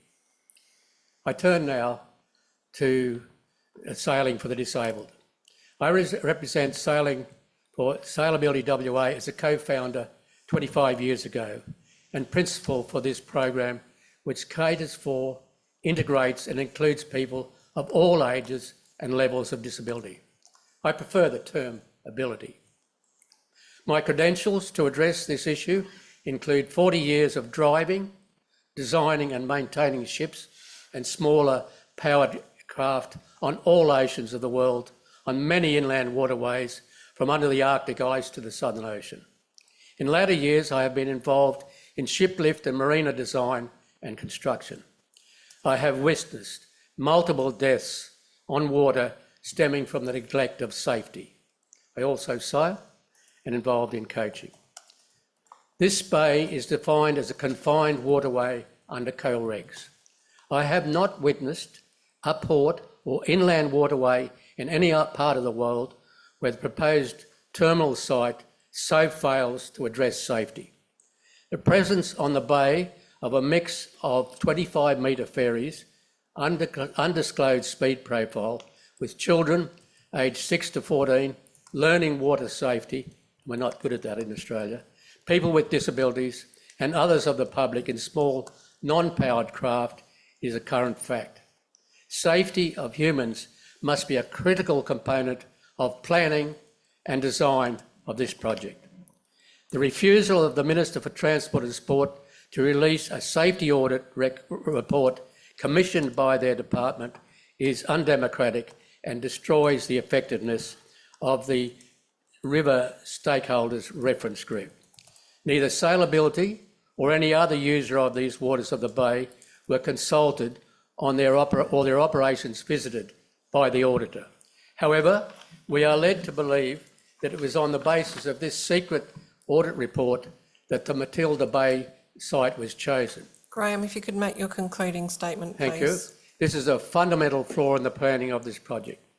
I turn quickly to the published terminal design, recognising its preliminary. I consider this design out of date and inefficient. Compared with modern designs, it demands a much greater manoeuvring area, far greater energy consumption, greater adverse impact on the seafloor and resultant humidity, Graham, and we're much going to higher have demand to on leave skills. it there, but thank you very much Thank for your you. deputation today, and I'll I see... recognise your timescale. Sorry, I apologise. No, thank you, I appreciate that. I think we've been trying to give about 30 seconds extra just to try to accommodate these final statements. Are there any questions of Graham or Beth? Yes, Commissioner Shears. Through you, Chair, thank you for your deputation, Graham. I'm just wondering, I note in the reports it talks about a waterway stakeholder reference group. Yes. I'm just wondering, are you indicating that you haven't been involved in that group or its information as yet? I'm on that group and I recognise the establishment of that group as a positive step forward. However, so far the process has been that we stakeholders other than the department have not been given the information we require to make decisions on mitigation. And it seems to me the process is leaning towards turning the responsibility for safety and therefore any consequential death or damage to somebody over to the participants on the water, i.e. the clubs and in my case Sailability. So we recognise that that may not be an intention of the formation of the group, but that's certainly the way it's emerging. Just one more follow-up question, just in that regard. in terms of your activities that you undertake in Matilda Bay, understand you're looking for some information to determine what the impact Yes. will be on your use. Have you sort of, based on the plans that you've seen and what you understand from the ferry operation, do you have an idea of how that may impact your operations? My personal view is, after 25 years, is we will have to terminate the program. I could give you a feel for that because I recognise not everybody's on the water every day. A disabled sailor in a 3-metre dinghy exiting from our marina, or indeed a 6-year-old able-bodied child in their little boat exiting it, could be confronted by not just one, but 2 ferries crossing right in front of them within 50 metres. That to me tantamounts to sheer safety, too high a risk to continue. Excuse me. Any further questions? Oh, thank you very much for your deputation today, Graham and Beth. We appreciate the work that you do and the experience that you've brought before us. Thank you for the opportunity.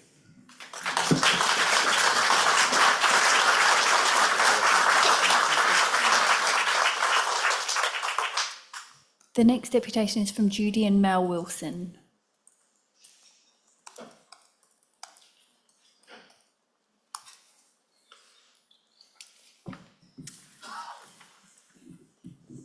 Thank you for the chance to speak.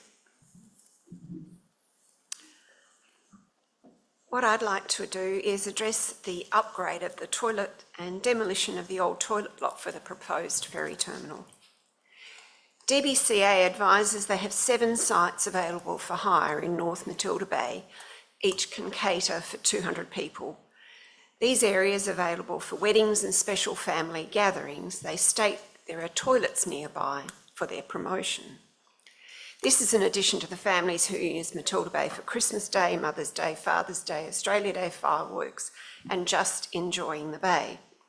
So now the government are getting rid of that toilet facility and moving it 50 metres south and plonking it in the middle of an existing car park and removing 105 car bays to accommodate it and the 2 extra sea container sized charging units. So what's existing is a toilet block which has 5 female cubicles, 4 male and 4 urinals. What it's replacing is 3 unisex toilets plus 1 wheelchair accessible toilet.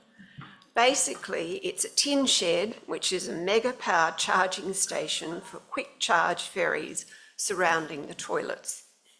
So the view as you come off the ferry jetty is straight into an open toilet shed. No privacy for parents with young children, no family-friendly facilities, no consideration for the numbers and the demographic of people that use and pay to use that area. So not only do people who hire these spaces have to walk an extra 50 metres to use inadequate toilet facilities, the parking spaces they would use to attend these functions are to be removed. The dialogue we are getting now is changing from student transport to tourist and public-based ferry service. One has to ask what advice is the Minister getting from her experts? Has no study been done to promote good design? What an entry statement to Matilda Bay, one of our best tourist locations, our upgraded tin shed toilet block. Minister Saffioti defers to her multi-criteria analysis from her experts. In this instance, you are her experts, and we feel it's imperative that she defers to you to make the correct decision. This development, with so much public input requesting further consultation, is a decision which cannot be rushed. There's too much at stake. So we ask that you, as a planning commission, consult and truly listen to all of the people presenting depositions and to the wider public who call for protection of this special place that makes Perth stand out internationally, and instead promote our tourism and increasing higher density at Nedlands Jetty. I'd also like to comment on the fact that the free cat bus service, which now comes servicing from the city through the hospital, picks up students from the existing and also under construction new student developments from Hampden Road and brings them straight down Hackett Drive to the eastern side of the campus and also to the southern side of the campus is going to be cancelled. That section is going to be cancelled and instead rerouted, taking an extra journey time to Matilda Bay.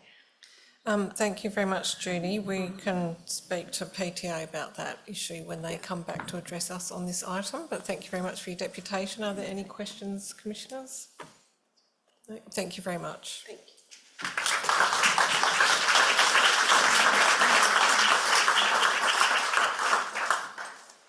The next deputation is from Michael Kilcullen.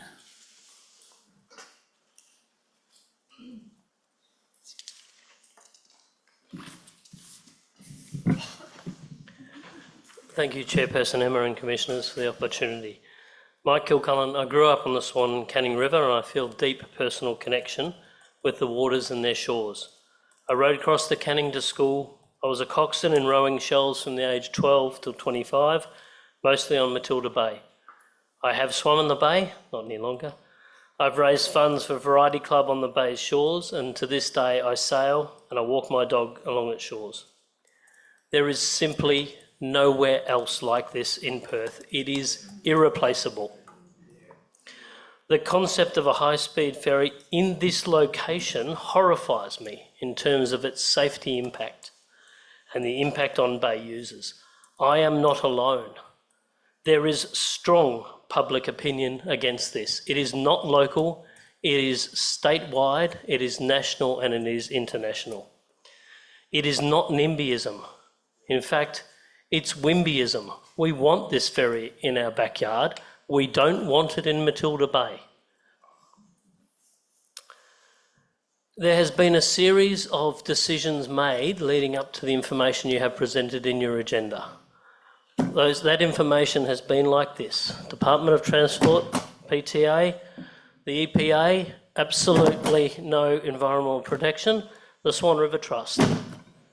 This is the next step. Yours. I appreciate the prop, but it's mainly online these days. I understand. You have a choice today.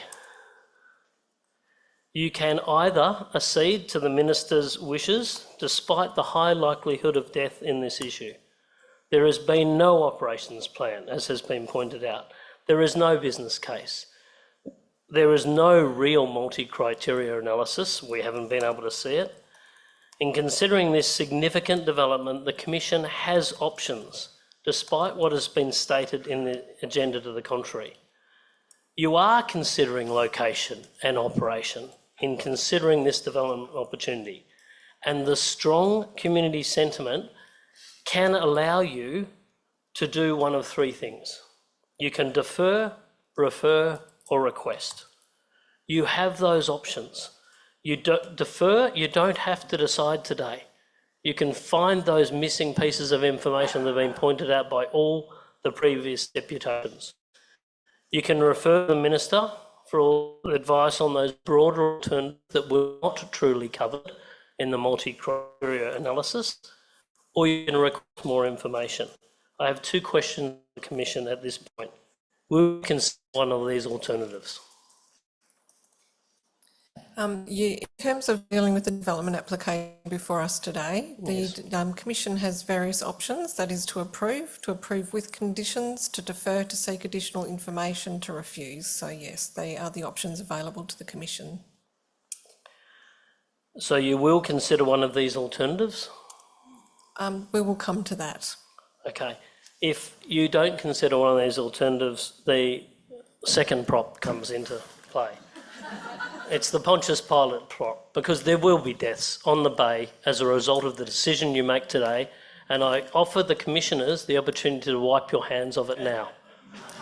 I think we'll end it there. No I problem. don't believe we need any questions. I thought you might. Thanks, Commissioner. Just a reminder to please be respectful during your deputations. Thank you very much. The next deputation is from Chris Hurst.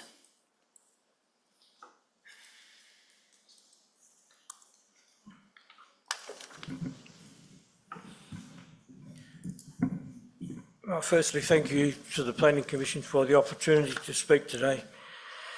My main concern is that there are many questions that are related to this ferry proposal that have not been answered adequately.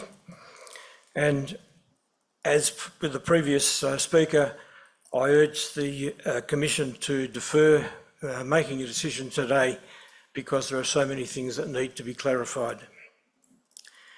I'll go to the alternative site to start with, Jojo's. Why has this site been so easily discounted by the Minister? Specifically, what advice has she received on which she has based her reasons for a decision that favours the Matilda Bay site as opposed to the Jojo's site? What was the result of the modelling undertaken by PTA to estimate annual passenger trips for a range of different service options? Were university students surveyed as to whether they would support the ferry service or not? Why does the Minister continue to use the Swan Estuary Marine Park as a reason for rejecting the Jojo site when the proposed ferry route will be well to the south of the Pelican Point Reserve? A previous speaker has already said that the EPA deemed that the likely environmental impacts not to be significant, yet the Minister has rejected the Jojo site for the very environmental reasons. The current status of Matilda Bay is an A-class reserve. The Minister for Planning has the power to excise a portion of that reserve if it is deemed to be in the public interest. I wonder if the Minister could be prepared to forego such a move in the public interest of retaining Matilda Bay in its present form. Another question, why did the EPA chairman wave through the ferry terminal development without a full environmental assessment when nearly 90% of the submissions to the EPA recommended that a full assessment should be conducted? The City of Perth Council has voted against the proposed ferry terminal in its present form and has requested further consultation with the state government. They are still waiting a response from the Premier some 5 or 6 weeks later. Similarly, I have written to the Minister for Planning, John Carey, and this was about 3 weeks ago, and I have not had a reply yet, whereas I have had replies from other people to whom I have written. So I guess this raises the elephant in the room, which I will now mention, vested interests. Surely there must be some people who have a vested interest, and which has made this a decision-making on the part of the government. Sorry, Chris, we're not here for theories of vested interests. We're here to deal with the planning matters. Yes, I'm Some aware of the of that. matters that you're raising are well beyond the scope of what the Commission is considering today, because we're determining the development application for works under the Planning and Development Act. Okay. So some of the questions you've asked are not within our powers or functions today, as part of the determination that we're dealing with. So if you could just conclude your statement. Okay, please. I just asked the Commission to be aware of those unanswered questions as they come to some kind of a decision today, and hopefully that will be to defer this until some of these questions can be answered. Thank you very much, Chris. We take that quest on board. Are there any questions of Chris? Yes. If I may. Through the Chair, thank you for your deputation. Can I just be clear? So, in relation to a ferry service, you are supportive. It's specifically to this location, That's and correct. if the proposal was at this alternative location, it would be supported in your view. Correct. Thank you. Okay. Thank you very much.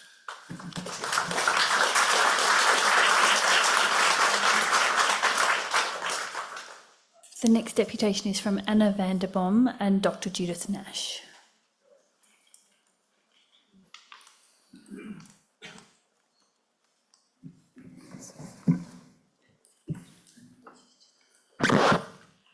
I'm Anna van der Boom, President of the City of Perth Western Residents. Our residents have always been passionate about the protection of the unique sanctuary of Matilda Bay. Thank you for giving us the opportunity to present to you today.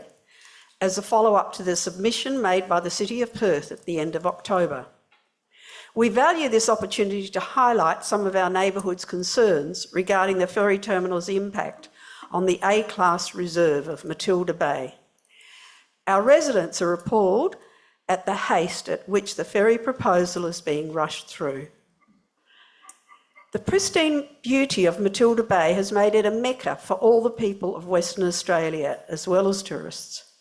Our particular concerns include the size of the footprint of the terminal, the loss of shady tree areas for both picnickers and birds, and the increased traffic congestion of the area.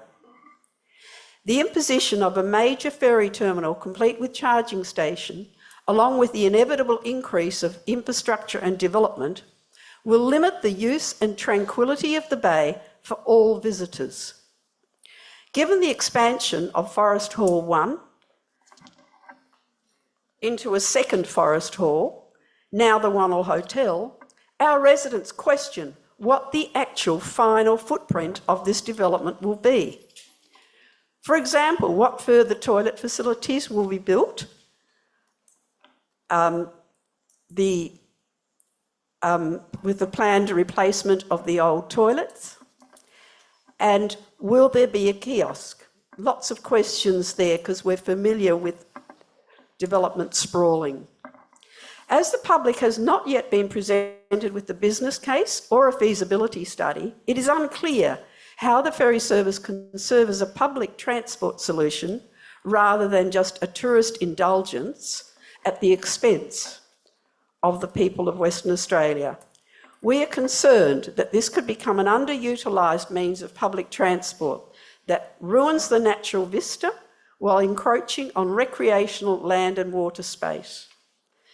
The Crawley-Nedlands residential area of the City of Perth will soon be subject to the UWA QE2 improvement scheme.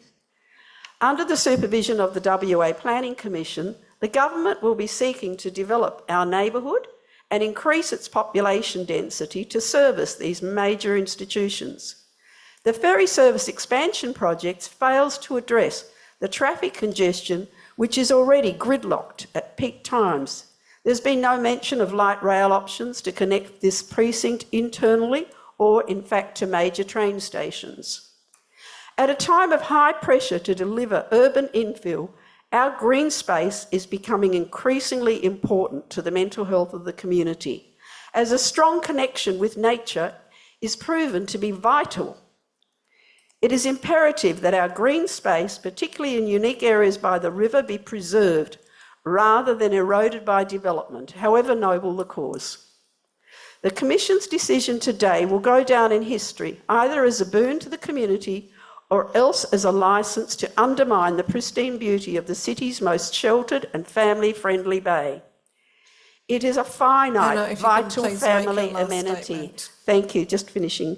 Making the wrong decision will destroy the unbroken connection with nature that families from all over Western Australia have been celebrating as part of their recreation for generations. We question what contingency plans are in place to remove the infrastructure and restore the natural environment to what it was, if it needs to be decommissioned due to less than the anticipated patronage. Thank you. Thank you very much, Anna. Members, are there any questions of Anna? Are there any questions? Thank you very much for your deputation.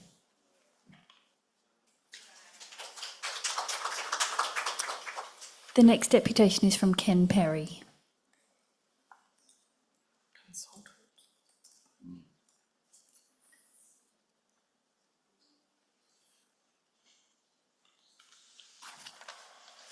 Mr Perry, as a regular, I hope you will keep to the 3 minutes. Normally I'm pretty good. I don't have any cartoons, and that's a big thing, I know. I have changed my presentation today because of basically what I've been hearing. And it seems to me that with the sort of report that you've been delivered, you're being told what to do. And it's just not right. It just is not right. They're saying to you, you can't consider project economics and you can't consider the basics of alternative options, whether better options exist for locations. Not such a big issue in Applecross at Canning Bridge, because really there was not much amenity effect in that area. We heard about bedrooms and stuff like that. That's okay. But here is something different. I've taken the Yukon Gorge thing as to say this is a big thing, and you've heard this today. This is a very big thing. And for the Department of Planning to say that you cannot consider the economics, how on earth do you make a decision? Are all the bolts done up? Does it look nice? Do I like the colour? You must consider the impact of this ferry terminal on the loss of amenity in Matilda Bay. And you've heard over and over and over again how important that amenity is. How would you value the loss of sailability? I mean, that's not a trivial thing at all, you know? It's major. Now, you know I'm passionate about planning and planning matters. You know I'm very critical about the way planning is being operated. But you cannot consider Matilda Bay Ferry Terminal without considering this loss of amenity that has been pointed out over and over again. It's come up with different words, with a scheme for this and a scheme for that. But you must consider that, and until you can consider that, you must defer. How's that? Under 3 minutes. Thank you. Are there any questions for Ken Perry? There are no questions, thank you.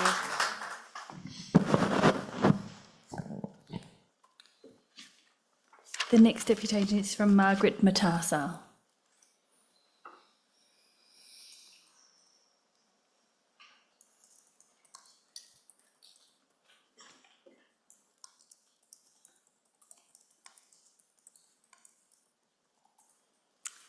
Thank you for this opportunity to speak on behalf of the Swan River as to why the ferry terminal should not be built at Matilda Bay.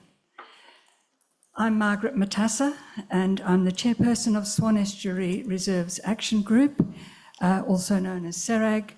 We've been working for 15 years to restore the environment of Pelican Point Marine Park and also the adjacent Lot 4. Perth City is the envy of the world in its setting beside a beautiful living river. I will explain the threat that this proposed ferry terminal at Matilda Bay, or even at Jojo's, poses to the life of the river. The Matilda Bay site is immediately adjacent to the Swan Estuary Marine Park at Pelican Point, and its shallow waters support seagrasses. It is therefore a recognised buffer zone to the highly significant Marine Park Reserve. Now, the Marine Park was established because it has the major seagrass meadows of the Swan River. These play a vital role in sustaining the health of the river, along with the federally threatened community of Saltmarsh on its foreshores. Why are these seagrass meadows so important? You can have the next slide, please. Firstly, because of their powerful oxygenation processes, seagrasses are blue carbon plants, capturing carbon dioxide 35 times more powerfully than rainforest, and then pumping the released oxygen into the river waters, into the river beds, and even into the air. They're also important because of the river life that they sustain. Seagrass is a food for our archonic swans and ducks, and it increases biodiversity, being the nursery for crustaceans, for fish, for invertebrates. Seagrass meadows are the lungs and the nursery grounds of our river. Yet the construction and maintenance of this ferry terminal involves loss of a section of seagrass from Matilda Bay, and, I argue, will also further impact the seagrasses of the Pelican Point Marine Park. The PTA claims that the seagrass will recolonise over time and that disturbance to seagrass and macroalgae is unlikely to impact on the ecological integrity of the seagrass within the Swan Canning estuary. But in fact, seagrass has proven extremely difficult to recolonise, for example, at Coburn Sound. Secondly, seagrass can only grow in shallow waters, so it will not recover in any deepened area. Thirdly, ferries approaching and leaving Matilda Bay or Jojo's will be decelerating and accelerating with deep bow waves rushing over the remaining seagrass meadows of Pelican Point and Matilda Bay. The fragile seagrasses will very likely be broken, and the waters will be silted up with this disturbance, which actually kills seagrasses because they rely on sufficient light. Surely the government should be investing in trying to extend seagrass beds, not threaten the limited existing meadows. Margaret, you are coming up to a minute over time. If All you right, could please make your concluding. final sentence, please. Yes. Perth is the only capital city in Australia with its river listed as an important migratory shorebird habitat. And Pelican Point and Matilda Bay is one essential part of this. Can Perth afford to lose the life support of some of these last remaining seagrass meadows?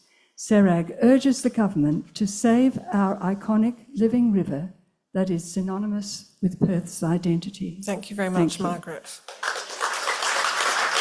Members, are there any questions of Margaret? Yes, Commissioner Lakey has a question for you, Margaret. Thank you for that, we appreciate that.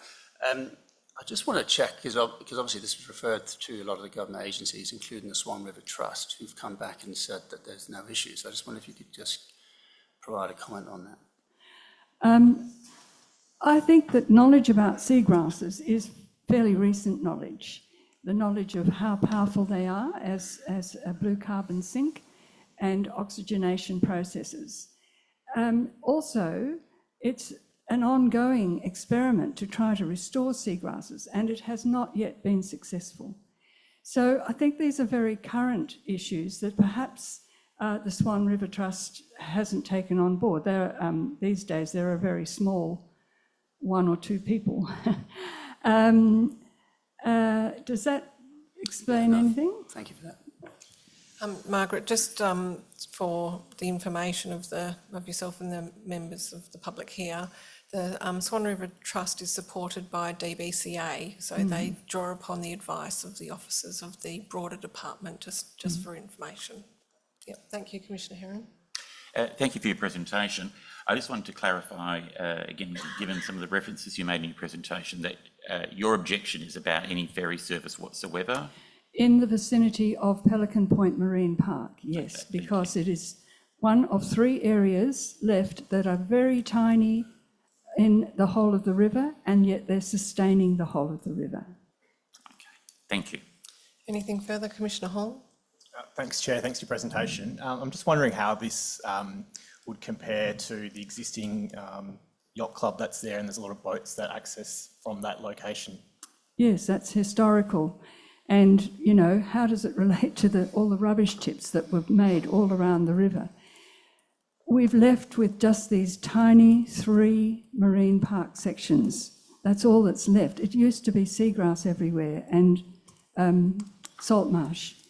So it's incredibly important that these areas are not damaged. And our belief that the high-speed ferries, they have to accelerate and decelerate, and that hasn't been taken into account as to those bow waves and what damage they can do. Does that sort of answer? Not really? Margaret, thank you very much. It's been a very useful presentation. We do appreciate the expertise that you've brought before us. Thank you. Thank you.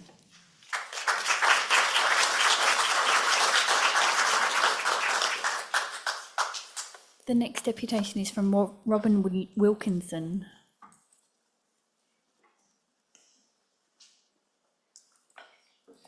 Good afternoon. I can never figure out how these work. Good afternoon, Chair and Councillors. Thanks for your time today. I'm going to try and channel my inner Ken Perry, keep it under time. I just want to first acknowledge the patience that you've had through today, and I also like the fact you held people to account and respect. I think that's super important when we're sort of looking at the behaviours of the group here. So I don't think that's easy to do. I just want to acknowledge the effort that you put into that today. Very much. I'm going to take my submission as read and kind of just try and speak to the top points of it for your benefit there.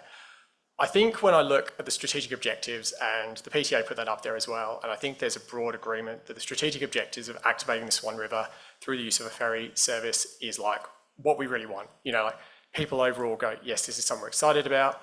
You could see in the planning application, historically, it's been something that's come up time and time again that we want.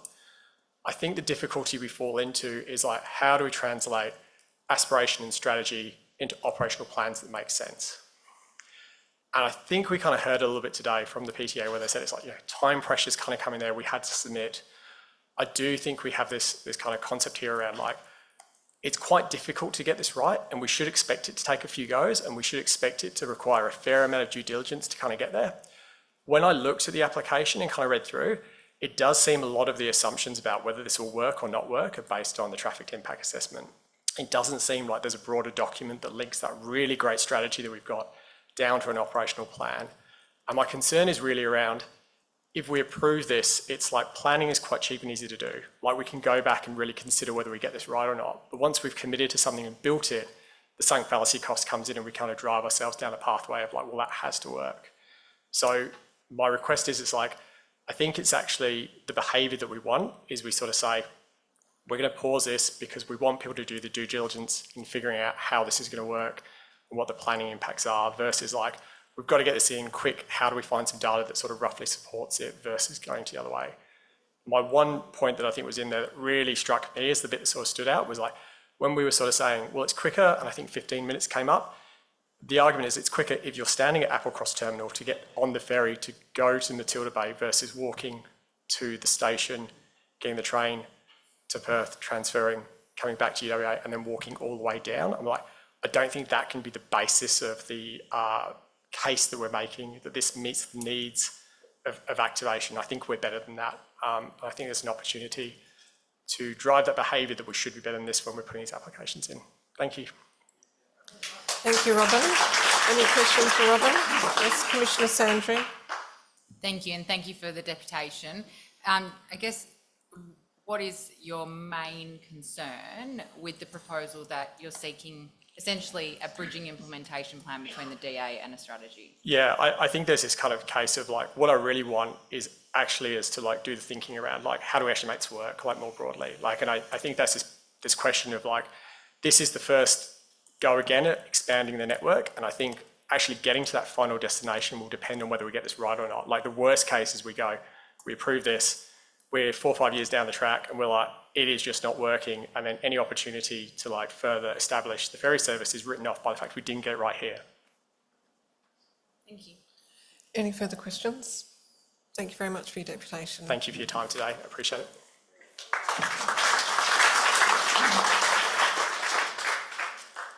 The next deputation is from Maria Gilman.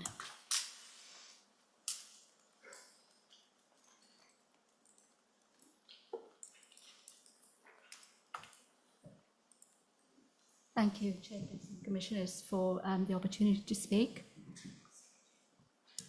I'm against the proposed ferry terminal in Matilda Bay as it will have a major visual impact. The Heritage Impact Statement, Appendix B, page 30, states, the Mounts Bay Road foreshore has aesthetic value as a picturesque drive along the river, and the proposed ferry terminal will be a significant new element in the landscape and will be visible from several key vantage points, such as the Blue Boathouse. The impact is rated as moderate. What concerns me is that the aesthetic value of the Matilda Bay foreshore is ignored. The proposed ferry terminal will be a much more significant new element in the landscape when viewed from anywhere along the Matilda Bay foreshore and will, in my opinion, have a major impact. The next slide. Next slide is an image of a 3D model of Matilda Bay. To illustrate the visual impact, I downloaded LiDAR data from Nearmap and created a model of Matilda Bay using 3D software. Created a mass model of the proposed ferry terminal and inserted it into the model. The scale is correct. The end of the jetties is shown at 140 metres out into the water. Next slide shows some aerial views of the model from Hackett Drive and looking towards the bay. The next slide has images from the model of the view when walking along north along the foreshore from Bayside Kitchen and then looking back. The proposed terminal building is substantial. The information in the architectural drawings shows the top line of the roof at 6.33 metres above the mean water level. The terminal floor area is 18 metres by 10.15 metres. That's 182.7 square metres.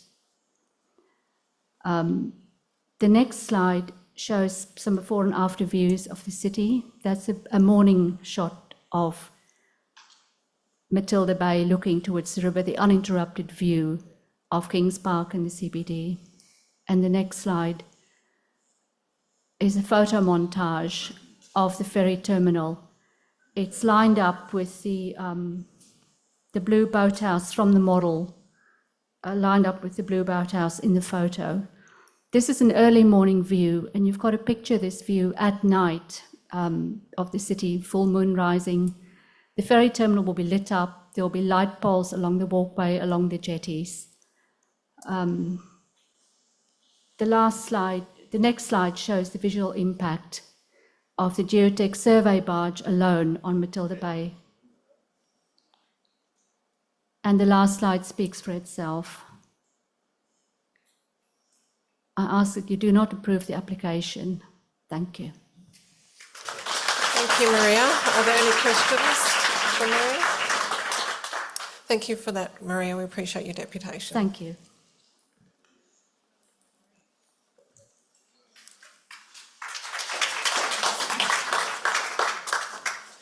The next deputation is from Megan Bagworth, Daniel Tackenberg and Roland Warren.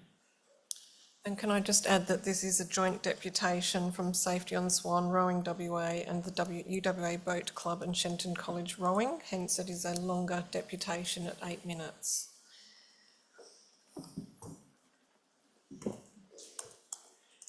Thank you. We are here on behalf of river users who support ferry expansion, sustainable transport and good planning. The planning process to get here has been fundamentally flawed and the application does not provide the information you need to make a defensible decision today. I must provide you this context because there is nothing in the officer's report or what you will hear from the applicant that provides this missing information. The Commission must not base its decision on state government objectives and must be compelled to refuse or an absolute bare minimum defer this application until proper assessments are undertaken and presented. A decision today on incomplete and misrepresented evidence, no social impact assessment, and based only on a concept design would be unquestionably premature and inconsistent with the Commission's own precedents. Within the officer's report, you are encouraged to disregard other potential locations in favour of the merits of this application. However, surely for a transport infrastructure project of this nature, alternative site locations must be fully investigated and examined in context of urban design requirements, where the worldwide proven approach is to locate transport nodes of this type around high-density activity centres.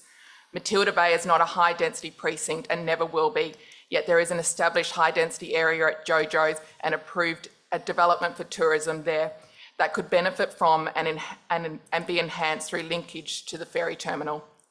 It therefore cannot be considered in isolation of full investigation of alternative locations. This has not occurred. I will talk from our experience since we first met the applicant in November last year. From that meeting, it was apparent the site selection had a predetermined outcome to be in Matilda Bay. We provided feedback and river users were told there would be further assessment. And whilst you'll hear from the applicant that they assessed 5 sites, an independent environmental report by GHD, not provided with their application, reveals GHD were only asked to assess 2 locations for this terminal, North and Central Matilda Bay. There has been no substantive consideration of the other 3 alternative sites, including the Jojo site at Nedlands. The multi-criteria MCA was reverse engineered to deliver Matilda Bay regardless of the evidence, stakeholder input or better alternatives, The report before you treats the alternative site assessments as if they were robust and defensible, but the environmental input for JoJo's was a selective desktop review. Evidence is presented in a substantially misleading way, a 1% chance of a flooding considered untenable, but this is a rare likelihood in the department's own risk framework and can be mitigated. You'll hear how locations such as south of Pelican Point are environmentally constrained, but around JoJo's has an established jetty and deep water channel to protect the seagrass and has been previously used for commercial ferries. By the applicant's own admission, QE2, whose staff will potentially comprise the highest use of the ferry, were not consulted. QE2's specific request to meet the applicant prior to a decision was pushed back by the applicant until after announcing the site. The findings of an independent risk assessment were altered by the applicant to elevate the risk rating at JoJo's.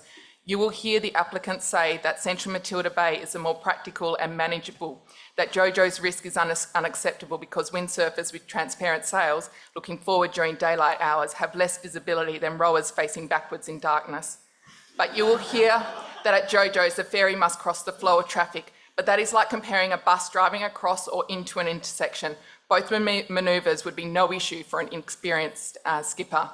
In reality, what you will be presented is why JoJo's is slightly more inconvenient for the skipper. The review was only partially controlled, not a single risk treatment was applied to the JoJo's site. You will hear the applicant justify why not JoJo's, but their response will be why JoJo's is more complex for them, not why it is not the best decision. Ask the questions, what controls did they apply? Why is there a public boat ramp that borders a marine park if it is so environmentally constrained? In early meetings held in the Minister's own offices late last year, the applicant acknowledged the lack of budget and time to assess more sites thoroughly due to the election. There was no genuine safety and design process, no regard to user mapping provided direct from the records of clubs who use Matilda Bay. No independent risk assessor spoke to any of the water users in preparing their report. The applicant has not conducted site visits.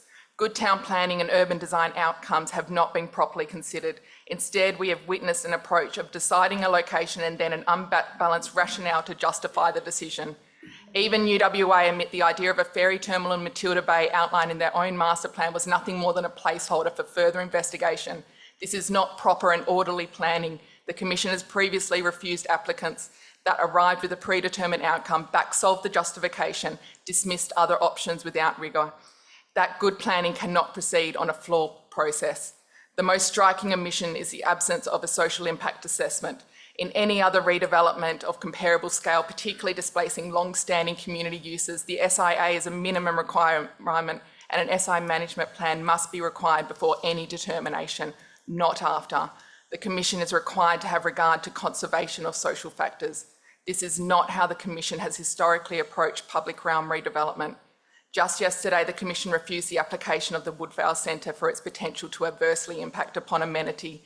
If this proposal proceeds without an SIA and management plan, the Commission will be holding the state government and its agencies to a lesser standard than private developers.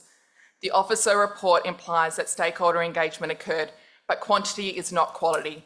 Requests to meet with the applicant since January before site finalisation were declined or not acknowledged.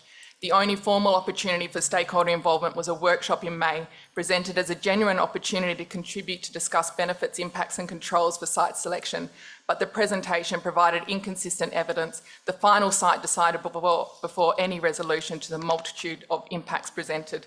The Transport Minister promised another workshop. Instead, we were invited to a site presentation. The business case and detailed site assessments have not been shared.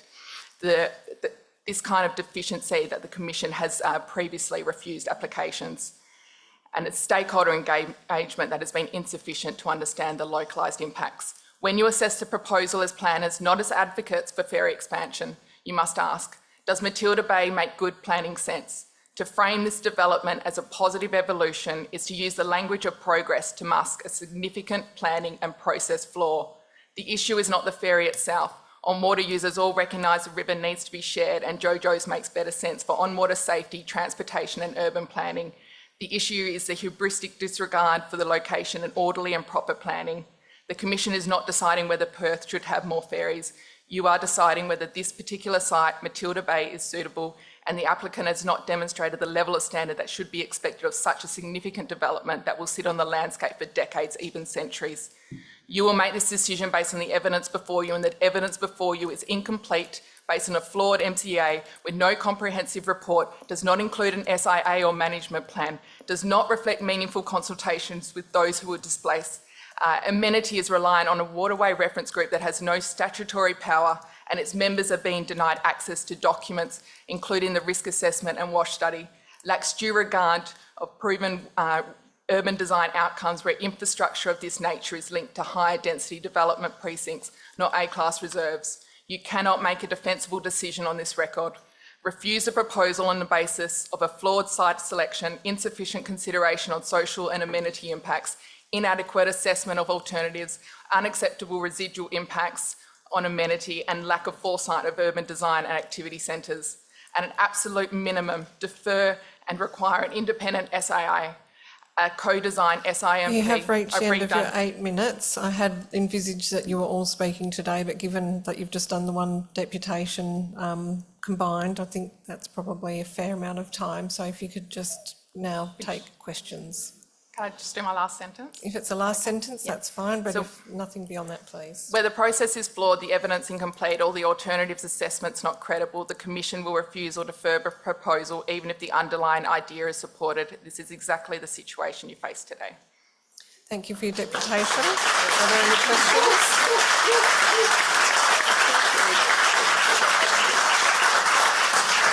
Thank you, Commissioner Sandry. Thank you, and thank you for your detailed deputation. I have a question in terms of, I understood what the pre-consultation has been with your groups, which appeared to be one workshop and then a presentation thereafter. What would be the impact if this went through in terms of the 3 user groups that you're representing today? So there are 11 user groups at Matilda Bay. And when the application was, when the proposal was first presented, I did my due diligence and I consulted over East. I spoke with many on-water clubs and peak bodies to understand how they were working the waterway, how they were managing the ferries alongside other river users. And what I found is there is absolutely nowhere else in Australia that represents the density of the users, the number of clubs, and the vulnerabilities in particular that you will find in Matilda Bay. So it's not just one user group. So when we're in a reference group and we're talking about how do you routes and how do you control this, there's multiple user groups. So compiling all of that, it's when you actually can put all of it on top of each other. Not everyone can come out of that in a way where they can continue to use the water. Did you have anything further, Commissioner Sandry? So just to clarify, so in your opinion, you don't see that there is a way in which there can be shared users in this part of Matilda Bay, including a ferry in some form? Because the only reason, sorry, just to clarify, the reason why I'm asking is because it's a suggestion around a social impact assessment. And a social impact assessment would determine the impact that a ferry terminal would have on the groups, but seek to find solutions in order to support all users within in that area. So that's why I'm asking the question: is there a pathway forward? There will be users who will be more adversely impacted than others. It depends on how it all goes. So in terms of it all needs to be, as part of that social impact assessment, it's looking at, well, what are those routes? So in separating the decision about the operations from the decision about the actual construction, it means that hasn't been worked through. In terms of looking at the actual user group, so it will be, so the duty of care that's gone on to the clubs. So we're all volunteer clubs. Resources are already stretched. So to be able to manage the additional requirements in terms of whether, how to get children over ferry routes, channels, how to be able to navigate all of that. That all needs to be worked through, but it's like we don't have the answer now. That's the kind of, so to come to kind of where we're actually approving a development when we haven't gotten to that level of sophistication in the discussion to know how this works. So yes, we share the water every single day. It's innate in what we do. We are all different users. We use the water differently, but we're so respectful. It's just what you need to do when you're on the water. So, we are supportive of the ferry. But when there are user groups that will be displaced from that, then that needs to be considered as part of it. Thank you. Commissioner Bennett? Commissioner Sanders covered my question. Okay. Anything further, Commissioner Hall? Thanks, Chair, and thanks for your deputation. On one of your slides, you showed a slide with the title "Impact on Functional Area," and it's got a yellow highlighted section of the foreshore. I'm just curious. I just wanted to help me to understand. Have you highlighted that specifically on the land side? And I'm just curious to understand that in better detail from your own perspective. And I think this goes to when you're looking at public liability, and whilst we haven't gone into exclusions and how the public will be able to use that foreshore. And I mean that's the area that's in a very proximate location to the parking. So that's where people go with their paddleboards. Your families with picnics with their paddleboards. It's how they will and I mean this is going to be more for the applicant to determine how they manage that public liability risk of having young children on paddleboards in the direct location of where that ferry terminal will be, and how they. So that's kind of the actual width of that is sort of the manoeuvring. So the ferries will need to reverse, so they'll be honking their horns to reverse. That's kind of the only control that has been introduced to remove other users from the area where the ferries are. So that's kind of the manoeuvrable space there. Just a follow-up question. I'm interested to understand if you've had engagement with UWA in terms of your view and the relationship you might have with the university. Yeah, I've met with the Vice-Chancellor twice and met with the Chancellor. So UWA is agnostic on the location. They very much were expecting that there would be a full and proper assessment of the sites, and they have urged the applicant to consider JoJo's. So that's and they are and both the student guild. So prior to the announcement of the site, my understanding is only the student guild councillor was consulted, and her stance has also been is that the development needs to consider the existing users. Just a final question, if I may, Chair. Are you aware that the UWA Master Plan of 2020 specifically identifies a ferry terminal in Matilda Bay in approximately this location? Yes, so that master plan was developed without consultation, and in speaking with the Vice-Chancellor, it was a placeholder. It was, and there are parts of the UWA master plan that have changed in the past. It's not something that they're wedded to. And in fact, if you also look at the master plan, having the terminal in the middle of Matilda Bay does not align with their master plan, because a key component of the UWA planning has been about the Oaklawn Vista onto the Matilda Bay, and that natural connection to the river. They've also wished for Hackett Drive to be have pedestrian priority, whereas what we see here is it's the other way in terms of the multi-bus embayments that will be now required to take not people to UWA, but to take them to QE2. Thank you. Thank you for your deputation.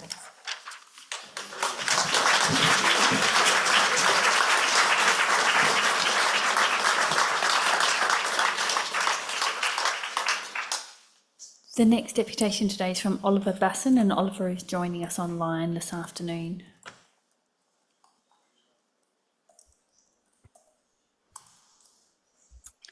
Good afternoon. Can you hear me okay? Yes, we can. Thank you. Over to you when you're ready. Well, thank you, WAPC Chairperson and Commissioners. Thank you for granting me the opportunity to speak. If this proposal is approved, the intrinsic character of Matilda Bay is going to be changed forever. Future generations are not going to have the level of amenity and experiences afforded to them that we've all been lucky to have. The construction of the Matilda Bay Ferry Terminal will have a significant negative impact on the amenity of Matilda Bay as we know it, and in doing so is inconsistent with orderly and proper planning. In terms of the planning framework, the officer report states that the proposal broadly aligns with the purpose of the Regional Open Space Reserve, as it will provide greater public access. The report also acknowledges there is some inconsistency with the proposal and the use of the reserved land. This broad alignment or inconsistency has been deemed sufficient enough to contribute to a recommendation for approval. Recreational opportunities in Matilda Bay will be lessened by the proposal. Protection of the natural environment is not enhanced by the proposal. A very important visual and riverine landscape is not safeguarded by the proposal. It is therefore a stretch at best to say that the proposal is even broadly consistent with the purpose of the Regional Open Space Reserve under the provisions of the Metropolitan Region Scheme. But what this really boils down to, quite simply, is the impact on amenity of the locality. That here is the fundamental town planning question. Amenity means all those factors which combine to form the character of an area and include the present and likely future amenity. Now, being experienced commissioners, you'll be well aware there's an established and accepted test on how to assess amenity from a town planning perspective. You must first identify and assess the existing amenity and the character of the area objectively. You then identify how the proposed development will impact that amenity and the nature of the impact. Then you assess the degree of the impact on the amenity that you objectively assessed at the beginning. Now, neither the applicant nor DPLH, in my view, has assessed this central question thoroughly enough. There are just a few sentences in the officer report assessing existing amenity and the impact this proposal is likely to have. Now, it's not clear to me whether a visual landscape assessment's been undertaken in accordance with WAPC's Visual Landscape Planning Manual, but the manual acknowledges that riverine landscapes such as Matilda Bay are highly valued by the community, both the permanent community who live in proximity and the more transient visitor or tourist population. Now, Matilda Bay is identified as having views of significance, with reports stating from Matilda Bay there is a significant viewscape which is framed by the curve of the bay and faces the South Perth foreshore. Now, the very real and lasting impacts of a 140-metre long ferry terminal located centrally in the bay has not been properly considered. This significant viewscape and vista and its amenity is going to be adversely impacted. Now, the four supplied renders from the proponent are helpful to understand scale, but they don't quite capture the on-ground impact. I also note that no render was provided for the shore, from the shore facing east out to the bay, which is a significant viewscape. Impacts, I realise I'm over. Can I please have a few more minutes? Or not minutes, seconds, please, Chairperson? A few more seconds sounds fine. Thanks, Oliver. Thank you. Impacts on amenity have been glossed over. Attributing new ferry access and a new ablution block to enhanced amenity and outweighing lost amenity doesn't quite cut the mustard here. This proposal should not be approved at the expense of existing amenity in such a cherished Perth landmark. There is another highly suitable location that would be very well supported. So to finish, I respectfully request the WAPC refuses the proposed development. Thank you for your time.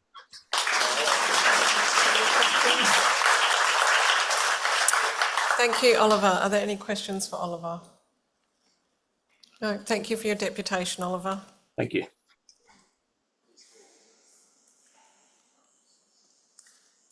The next deputation today is from Katrina Craig.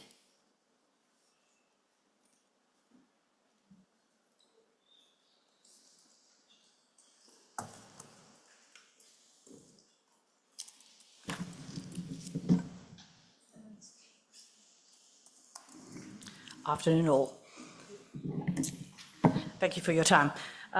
As you know, I'm Katrina Gregg. I should explain my connection. I'm listed as a resident.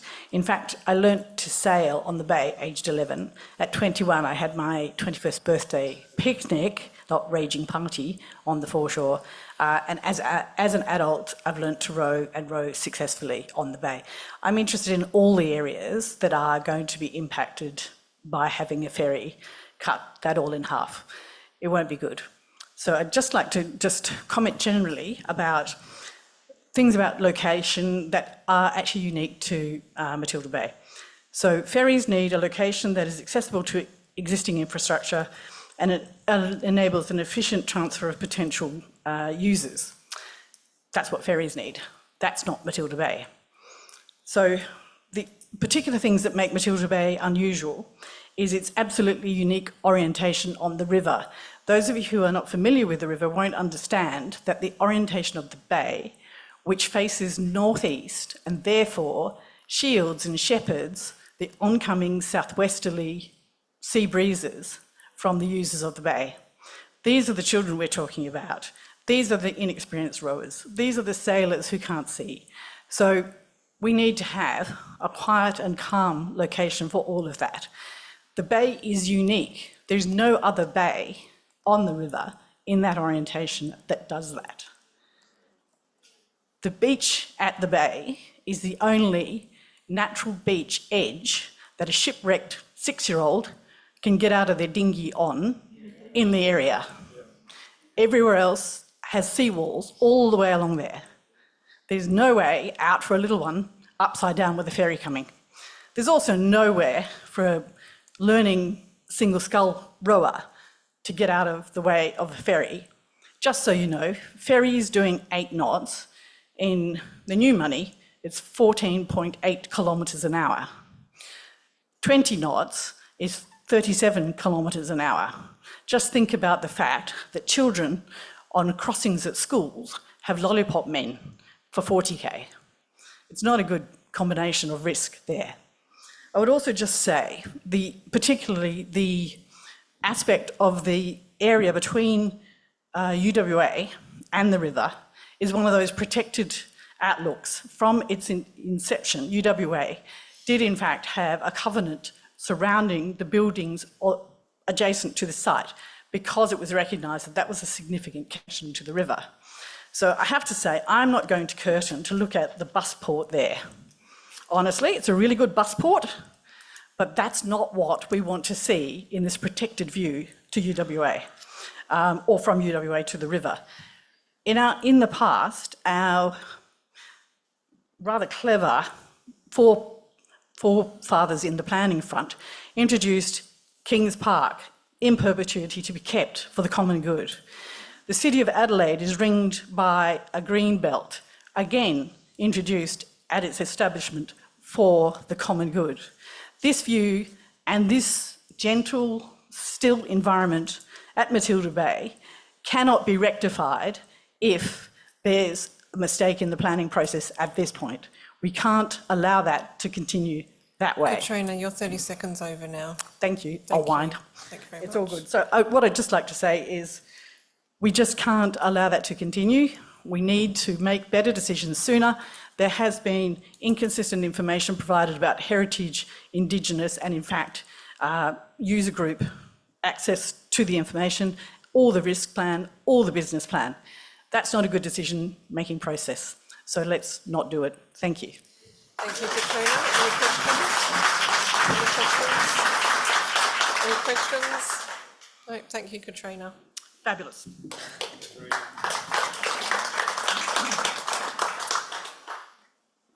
The next deputation is from Lauren Zagami. Hi guys, not your normal meeting, I'm sure. So Chair, Commissioners, thank you very much for having me today.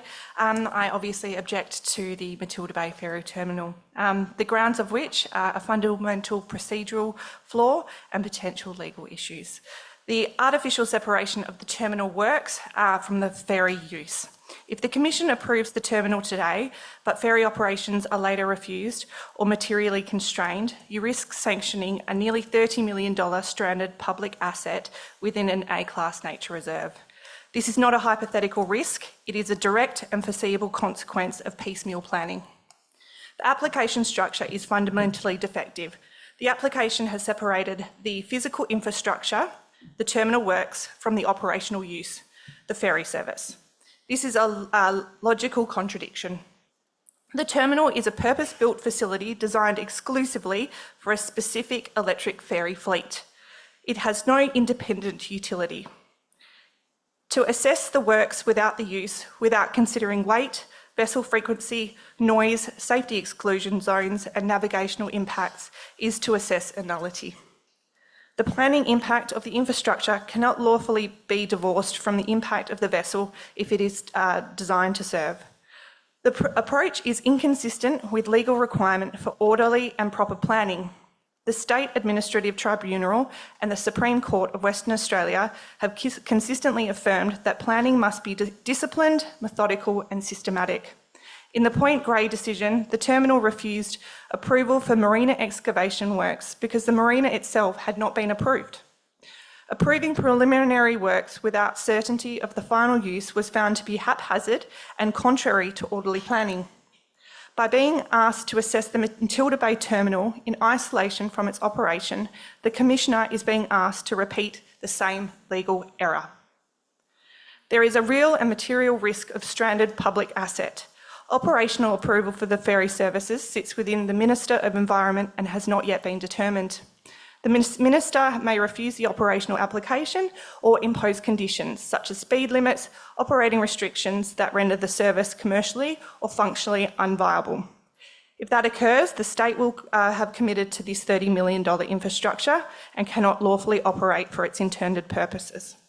The outcome of this is not orderly planning, it is foreseeing public loss created by fractured approvals. This is not a theoretical risk. We've seen the consequences of fragmented approval elsewhere. In Tasmania, the separation of vessel procurement from port readiness resulted in catastrophic government failure, cost escalation and years of delay. In New Zealand, staged approvals for ferries, terminals have produced service gaps and prolonged uncertainty. These are documented outcomes of piecemeal planning and they demonstrate precisely what is at stake here. In closing, I do not object to the ferry services in principle. It is an objection to the sequence of integrity of its approvals.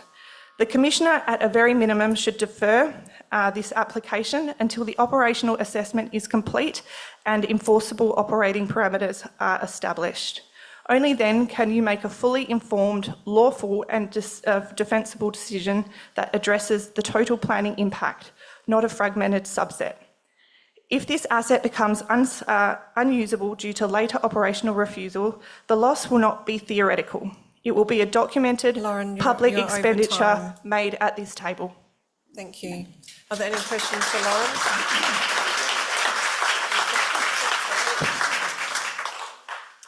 Lauren? Thank you for your deputation, Lauren. I'm just wanting to confer, in terms of the separation, you would appreciate, though, that it is quite common for a use to be approved in the manner that we are proposing today. That is, I'm just wanting to be clear, are you assuming that construction would be fully completed before those other approvals are sought or... No, what I'm stating is that the decision that you are making is made before the decision of the ferry terminal, the ferry use itself. So why the horse before the cart? Sorry, just a supplementary question, because I'm just wanting to understand, because you would also appreciate, though, that securing issues around location is pretty fundamental in order to enable the operational planning to be undertaken as well. Because I fully understand the underlying principle, but there is also, the horse that sometimes has to go before the cart. I completely appreciate that, but what I am pointing out is two very evidence-based issues that have been proven, that when you separate ferries, and they are two ferry examples that I've given you, that there are real fundamental risks in which we could really spend a lot of money, that if we don't plan this right as a group, who pays for that? That's us taxpayers. Thank you. Any further questions? Thank you. Thank you.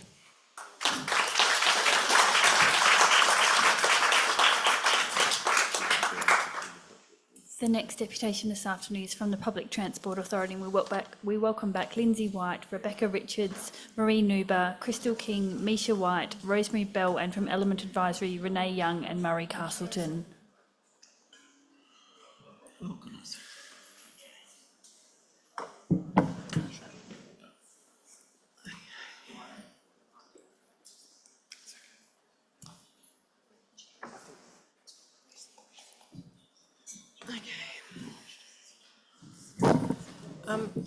Lindsay and applicant team, if I could just ask you, when you go through your presentation, if you've touched on any of these matters generally across Applecross that are relevant, you don't need to repeat. And if you could please address, whilst I don't expect you to address. Oh, apologies, yes, you're right, we didn't have two commissioners here, so yes, please proceed as usual. But if you could also just address some of the issues that have been raised throughout the deputations. Sure. Thank you. Yeah, no problem. Okay, well, thank you again, Chair and Commissioners, for the opportunity to speak today. And obviously, we're moving into the Matilda Bay Terminal. I'll just start by saying, obviously, emotions are very high in the room today. So I guess our perspective as government employees is to, provide you with the factual information as it's been delivered to government, and how that determination in terms of the location decision points has also been made. So if I can just get the first slide, please. Thank you. So obviously, as has been pointed out, there was a multi-criteria analysis that was completed of the 5 locations. I'll just start by saying that as part of the initial consultation with groups, it was the northmost Matilda Bay location that was, which was a part of the UWA master plan that was presented to these groups. And it was actually based on feedback from those groups that the MCA even came to be. So we have definitely included considerations and feedback from a very early consideration point from these user groups. So obviously, as on the slides, that took into consideration a range of criteria, and also includes the terminal infrastructure on Hackett Drive, which will support additional bus services. So it's just a point to say that none of the existing infrastructure within or outside of the bay, including at Jojo's, has been deemed as suitable for public transport use, and for a range of other criteria that was included in that analysis. Next slide, thank you. So obviously the terminal itself is 140 metres out from the shore, so it's worth noting, and I think obviously in previous deputations there's obviously concern around accessing the foreshore. So I just do want to point out that the vessels from the shoreline will be approximately 80 metres, which provides a significant amount of space around the foreshore for those users that want to access the bay itself from the foreshore. Similar to Applecross, we will intend on releasing a design and construct contract. So just picking up on some of the previous points, for those that weren't in the room previously, we've obviously undergone multiple approval processes in terms of getting to the point of where we are with the concept designs. However, a full design and construct contract will be awarded once that tender, pending approval of the development applications, and that will all design processes will continue to be conducted in accordance with the government architect and through the Department of Biodiversity, Conservation and Interactions. So just picking up on a point around the the shoreside facilities, the new amenities block has actually come about as a request from the Department of DBCA. So they had requested that existing infrastructure be replaced. Hence why we have the new facilities on the shore. And I think there was a previous comment about the information provided today didn't have any renders of the infrastructure on the water from the shoreside. That's actually factually incorrect, and it's also publicly available on the PTA website, so people can go and inform themselves there if they have any other questions around what those renders will look like. I'll have the next slide, please. So this is the terminal as is obviously well documented in the development application. It also includes significant changes to Hackett Drive itself, and that is also to improve the pedestrian flow from the terminal, but also across Hackett Drive, noting it is a very busy location currently, so we're putting in that new kind of Wombat design pedestrian crossing to improve that. And there's been lots of comments around the loss of car parks. We will be taking approximately 105 bays However, it's worth noting that on the UWA side of on the weekend, that car parking is actually free. So for people that are still wanting to attend Matilda Bay on the weekends to enjoy those public amenities. Could you please be quiet while the deputy is speaking? Thank you. They can still use those facilities. And of course, the main intent of the development is to provide a public transport outcome. So obviously there's a lot of groups in the room that are users of the bay. However, this is to obviously provide benefit to everyone in Western Australia, and providing that ferry service is going to provide that better public transport connection. So there's been some discussion points as well as around the A-class reserve, and we're obviously seeking, so, you know, in terms of the charging infrastructure, and how that's going to be managed within the new toilet block. It actually sits outside the A-class reserve, and we've done that to minimise green space, loss of green space and recreational area. I'll just have the next slide, thank you. So yeah, a key point obviously has been around that waterway safety. The project's committed to that ongoing engagement with those groups in and around the Matilda Bay area. So that detailed risk assessment was completed, and it found that, you know, the bay itself is not without risk, but that risk can be more adequately controlled within the Matilda Bay area, and that the risk at the JoJo's location was deemed not acceptable. Next slide, please.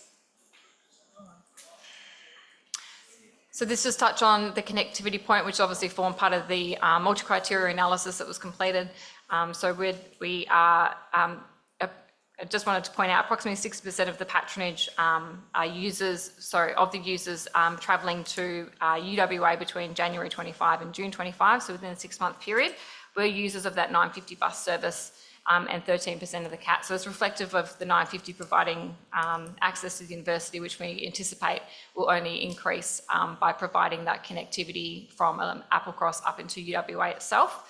And it's also worth noting that other locations outside of the bay, so either JoJo's or Pelican Point, proved less viable from a connectivity perspective as well. Next slide, thank you.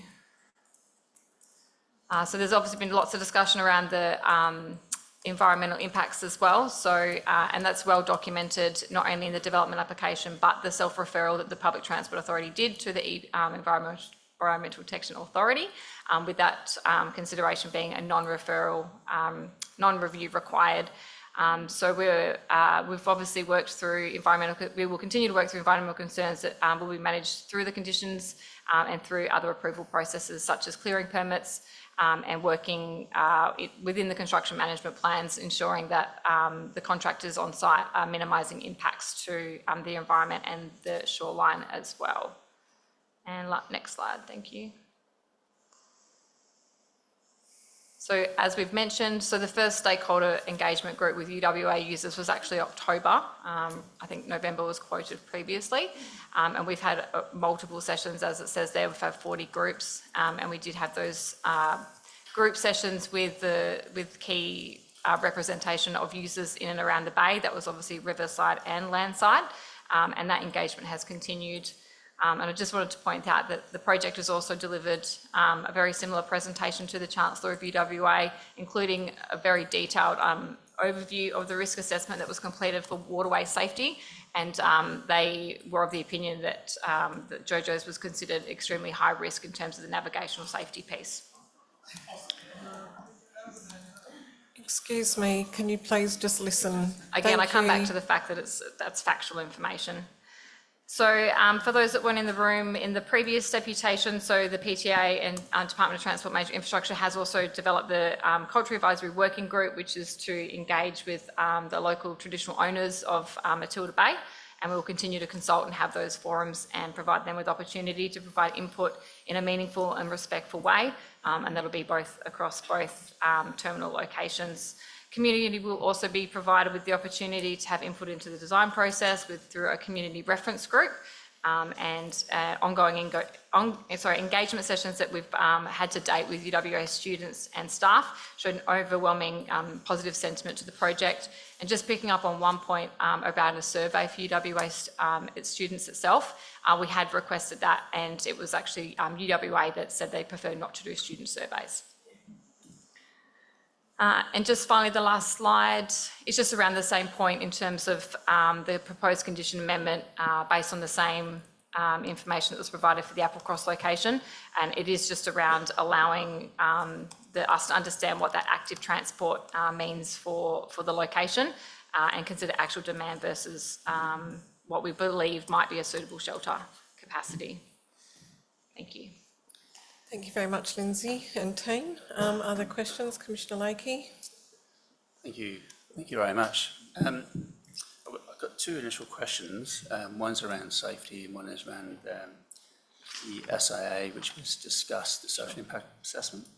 If I go to safety first, and it was mentioned quite a number of times quite passionately, and I particularly note Graham, who's one of the first speakers, who seem to have a lot of experience. So I'd just like to understand the level of safety analysis and review that you went through, and considering particularly the users, you know, the canoeists, the young children, the boats and things like that. If you just elaborate on that and show how that's been addressed. Yep, no problem. I'm just going to pass over to the maritime team, who are responsible for navigational safety. So I'll just speak a little bit to that.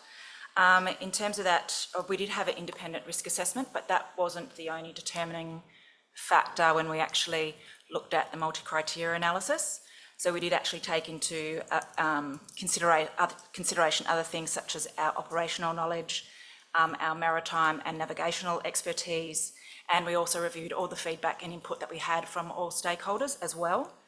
In terms of the risk assessment itself, it was looking at obviously the actual water activities that were occurring, not the actual each particular participant that actually did that activity. So it was about the interaction of ferries with each water activity was the way that it was looked at.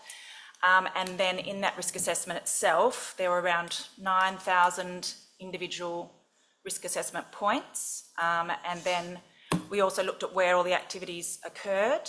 And then from that, we actually mapped all of the activities in GIS, and then we applied those risks into GIS as well to spatially assist the DTMI navigational safety team to then make their own assessment based on their own operational knowledge to then come up with the safety evaluation that fit into the MCA. So it was not the risk assessment itself, it was actually that fed into DTMI, which then fed into their safety evaluation, which fed into the MCA. So thank you for that. So in terms of the way that the ferries will come into the terminal, the way they come in and they go out, and the location of the canoeing and the sailing and the access like that was considered in terms of the way that they interact? Yeah, so they did consider that. Obviously, there was a range of things that we had to look at. It was actually deemed that the safest location was North Matilda Bay, and that was both by DTMI Navigational Safety, the maritime team itself, but that was also the same for the risk assessment, so they actually both aligned. But when all the other criteria were taken into account for that, it actually ended up being Central Matilda Bay. That was the most appropriate. And, sorry, through the chair, if I may. And the yacht club, we haven't heard from the yacht club today, and I just wonder if there's been any feedback from them in terms of their functionality of because obviously they're a large yacht club very close by. Yeah, we've got such short notice on so many things because we don't work all day on this. Thank you, noted. Thank you.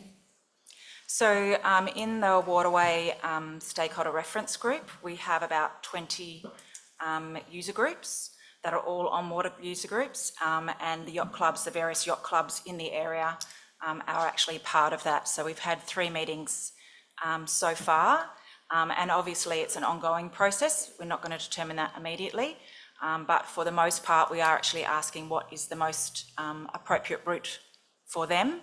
And obviously, as I think Megan was saying earlier, there are some differences amongst the groups, but obviously we're trying to work through that to come up with something that will then make sure that everyone is able to operate within that area.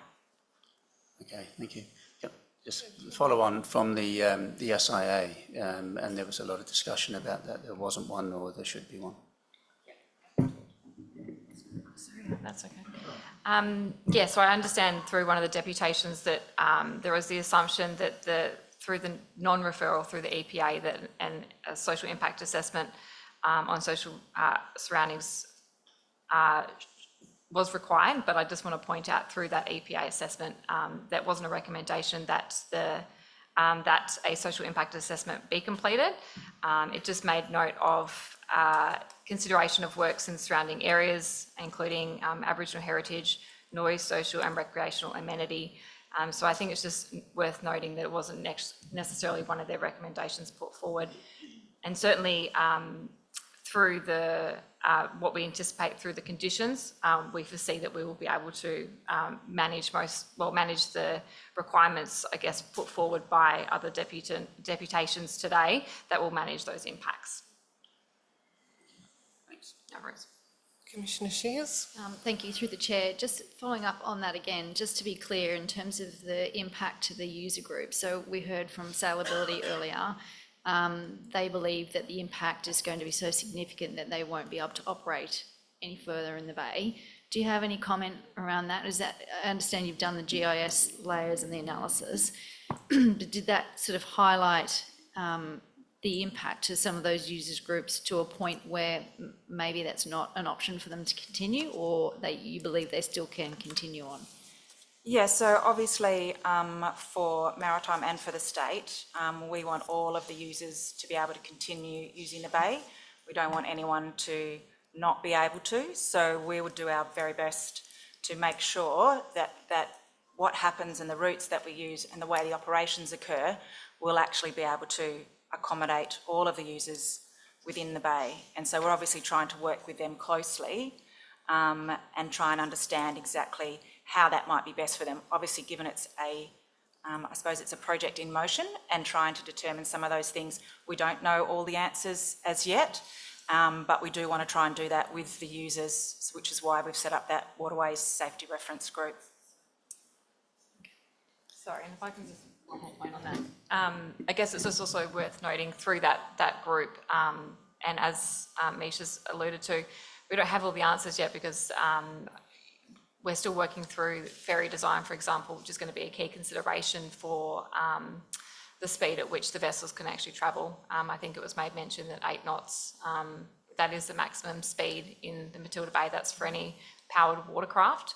But certainly, we understand the displacement of the water from the vessels, and that's Maritime's job to make sure that the displacement doesn't impliedly adverse those other users in the bay.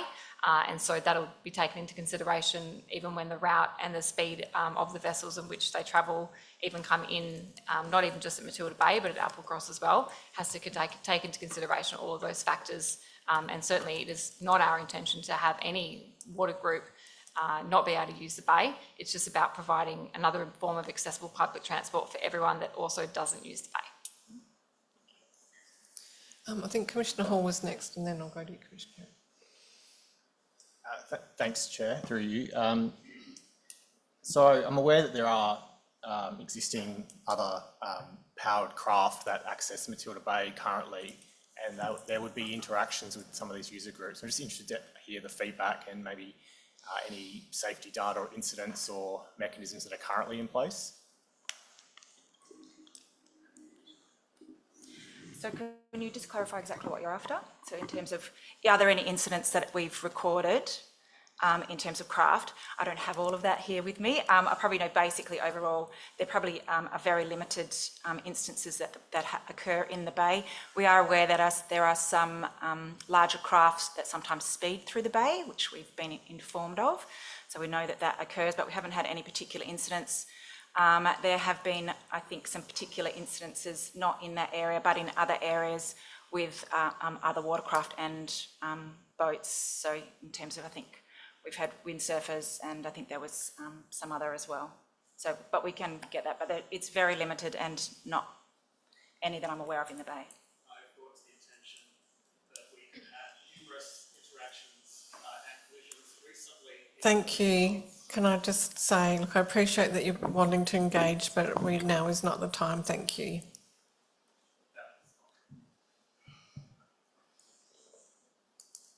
through you, Chair, I've just got another question, if I may. In the presentation on the waterways safety slide, which was page 5 of your presentation, it shows a big purple line running through the river with 2 purple sort of shapes or polygons or areas. I'm just interested to know what are the purple areas? What do they actually mean, please? Do we mind putting that up? We've got black and white slides on the screen. Yeah, sorry, can't see the picture, colours. That's the one. Yeah, okay, so the central purple line going through the middle is the actual navigable channel. It's sort of, where most vessels actually would move on through those waters. And then we have the locations, so there's Jojo's and to the south, and then to the north you've got the Matilda Bay sort of central location for the proposed ferry area. The other purple areas that you're seeing, they're actually mooring areas. They're mooring zones. So if I could just to clarify so I'm perfectly clear, they're existing mooring zones that actually have nothing to do with the proposal? Yes, they are. They're existing mooring zones. Another question I had was there's a comment made about the car parking at UWA, and I accept there are car parking bays, but I'm just interested to know if there's been the specific engagement with UWA in the use of those bays, because I understand from previous access that there is a car parking machine or a ticketing system that's currently in place. So you mentioned they're free, but did you mean available? Because I think there is a charge.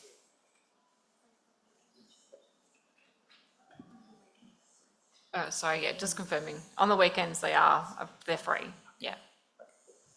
And has there been conversations specifically with UWA that they can be accessed for the public? I think they're publicly accessible now. Yep. Thank you. Commissioner Heron? Thank you for your presentation. A couple of items. There was obviously some items raised around the public facilities and the adequacy or equivalency attached to those. If you could just perhaps expand upon that in terms of how the numerics, and I understand that the request did come from DBCA, and whether they actually set the parameters for that. Specifically. So no, not specifically in terms of the number of, toilets that will be available, but it's just from a PTA perspective in terms of the infrastructure, we're trying to seek to minimise the amount of impact on the actual land space itself, noting we do need to put in the power cabinets to support the charging infrastructure for the ferries. So while specifically there hasn't been a number provided by DBCA, it's just taking into consideration the overall design and trying to seek to minimise what would be the impact for if there were greater facilities provided. Thank you. If I may, through the chair, then I suppose linked to that, should there be, as part of investigations, an identified need for additional, I would assume that is able to be managed or dealt with? Yeah, I mean, certainly would probably need to be another planning consideration, but it's just worth noting that that DBCA form part of what is our project control group and our steering committee meetings, so they're well across what is the design and the intent of the design. So whilst it could be considered, I'm assuming it would be outside of what would be the approved development application. Thank you. If I may also, there was reference obviously made to the visual impact assessment and the process that was undertaken and the determination associated with that. Could you perhaps talk through I suppose again, particularly given the sensitivities around some of the view lines and the status of some of the spaces at play, if you could talk about how the visual impact assessment was undertaken and how that was considered in that process. Sure. So through the feedback through the government architect, we've actually, it's about providing that connection from the terminal through to the shoreside and then also providing that connectivity out into UWA. I think from a design perspective, the intent is to make sure that there's a seamless flow from the terminal into what is used, will be used publicly in terms of those facilities, and then also providing those footpaths and those connections to, or legible footpaths to what is making sure that people aren't traversing out straight across into Hackett Drive. It's making sure that those footpaths and those connections are provided out to safe pedestrian access ways. But then the connection through, it's about having the design intent being what will be the terminal design flow into what is the public amenities, and then making sure that's all in keeping with the I guess, the environment that is UWA as well. Thank you. And finally, if I may, through the chair, just in terms of there was the matters before was raised around the safety, and which I understand, I'm not going to pretend to have complete knowledge in terms of some of the terminology that was applied, but in terms of the sensitivity of some of the users in the various locations, is it fair to assume that the various levels of abilities and capabilities of users was part of the criteria which was considered as part of that safety assessment? So in terms of the risk assessment, it looked at the actual type of craft, so all of the various craft and that interaction. That risk assessment then was reviewed by DTMI, and they took into account all the different types of users and looked at all the submissions that have been put forward by all the user groups and took that on board in terms of coming up with the final safety evaluation. So yes, they were considered. Thank you. But not all ones were approached, so not all. Excuse me, we have. All boat users. Excuse me, I do not want to have to adjourn this meeting again. Please desist. Commissioner Sandry. Thank you for the deputation. I guess firstly, my first question is, I understand you're in the pre-lodgement phase of your Section 18 application. Following determination of this application, what other approval processes will you need to go through in order to, one, start construction and two, start operations? So we currently have a native vegetation clearing permit. That's with the Department of Water and Environmental Regulation, and that's currently under assessment. So that will need to be granted before we can commence construction. And then certainly from an operational perspective, there'll be approvals through DVCA that the PTA will go through in terms of making sure that the operations are delivered in accordance with the requirements of the initial development application, and then obviously any of the safety implications as well, and take into consideration the shoreline and erosion impacts. Thank you. And with respect to the Section 18 application, because you're commencing that pre-lodgement discussions, have you undertaken an assessment in terms of the Aboriginal site and its significance in this location, and what that impact may or may not have in terms of what we're considering today? Yes, so we've had 3 rounds of Aboriginal heritage consultation with members of the Aboriginal groups that were recommended by the Wadjuk Cultural Advice Committee. So through those 3 rounds of consultation, as was mentioned by Lindsay, we've had 2 Regulation 7 and 10 applications approved by the Department of Planning, Lands and Heritage, and we've conducted our consultation for the Section 18, and through that process, there's been no objections to the development, and the Aboriginal people have suggested that it won't have irrevocable damage on the Swan River Heritage Site. Thank you. Sorry, Chair, through the Chair. In terms of the toilet block facility, it was raised through the deputation and raised previously just by Commissioner, but there seemed to be a suggestion that the facilities that are currently our existence will not be the same moving forward. Is there an openness for, and I understand the impact and you're trying to manage the impacts of the EV infrastructure, but is there a possibility to consider having like-for-like infrastructure in terms of number of toilets, etc., or even additional? Yeah, I mean, there's certainly things that can be, in terms of that. I think it's, through the chair, I think it's probably fair to say that and if I can backtrack slightly, this application's been through a process of lodgement, referral, assessment that's dealt with a whole raft of government agencies, including DVCA, the City of Perth, and I might just correct the comment that was made by one of the presenters, the City of Perth at the end of October actually resolved to they in effect suggested deferral of the application, but then also suggested a number of conditions which were then factored into the assessment by the department and are now reflected in the report for the Commission. So DBCA supported the level of replacement facilities because they didn't raise any objections in relation to the proposal. There would, of course, be the ability to add additional infrastructure onto the site. Whether DBCA would be comfortable with that, or whether the government architect would be comfortable with that is a question. I suppose that would need to be asked. But it would be certainly possible to amend the application to add additional facilities if that was considered appropriate and able to be negotiated through the relevant government departments. Thank you, through the chair. And just with relation to this is probably a combination of the safety discussion and the user group discussion. And thank you for the answers you've provided just before. But in response to a question, I think it was regarding saleability and their ability to actually continue to operate moving forward. It was suggested that you're continuing to work with the groups in there to be able to understand what their operational needs are in order to facilitate that. I guess the inverse of that is through the safety analysis, did you know what the requirements were of those user groups at that point and what is required for them to continue to move forward? Because would that not help inform to ensure that all those user groups can operate there?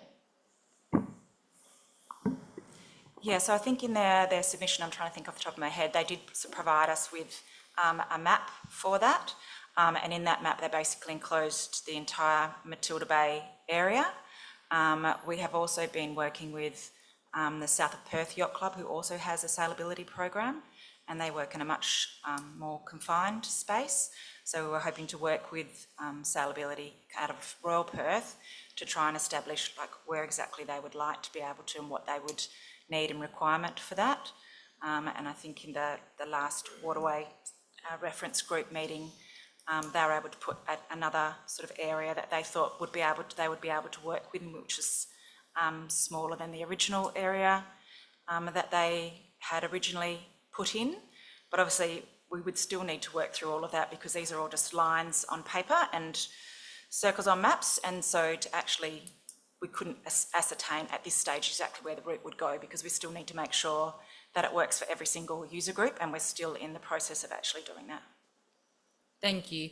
And I think, just for my understanding, so because you're still working through that information with the user group and establishing where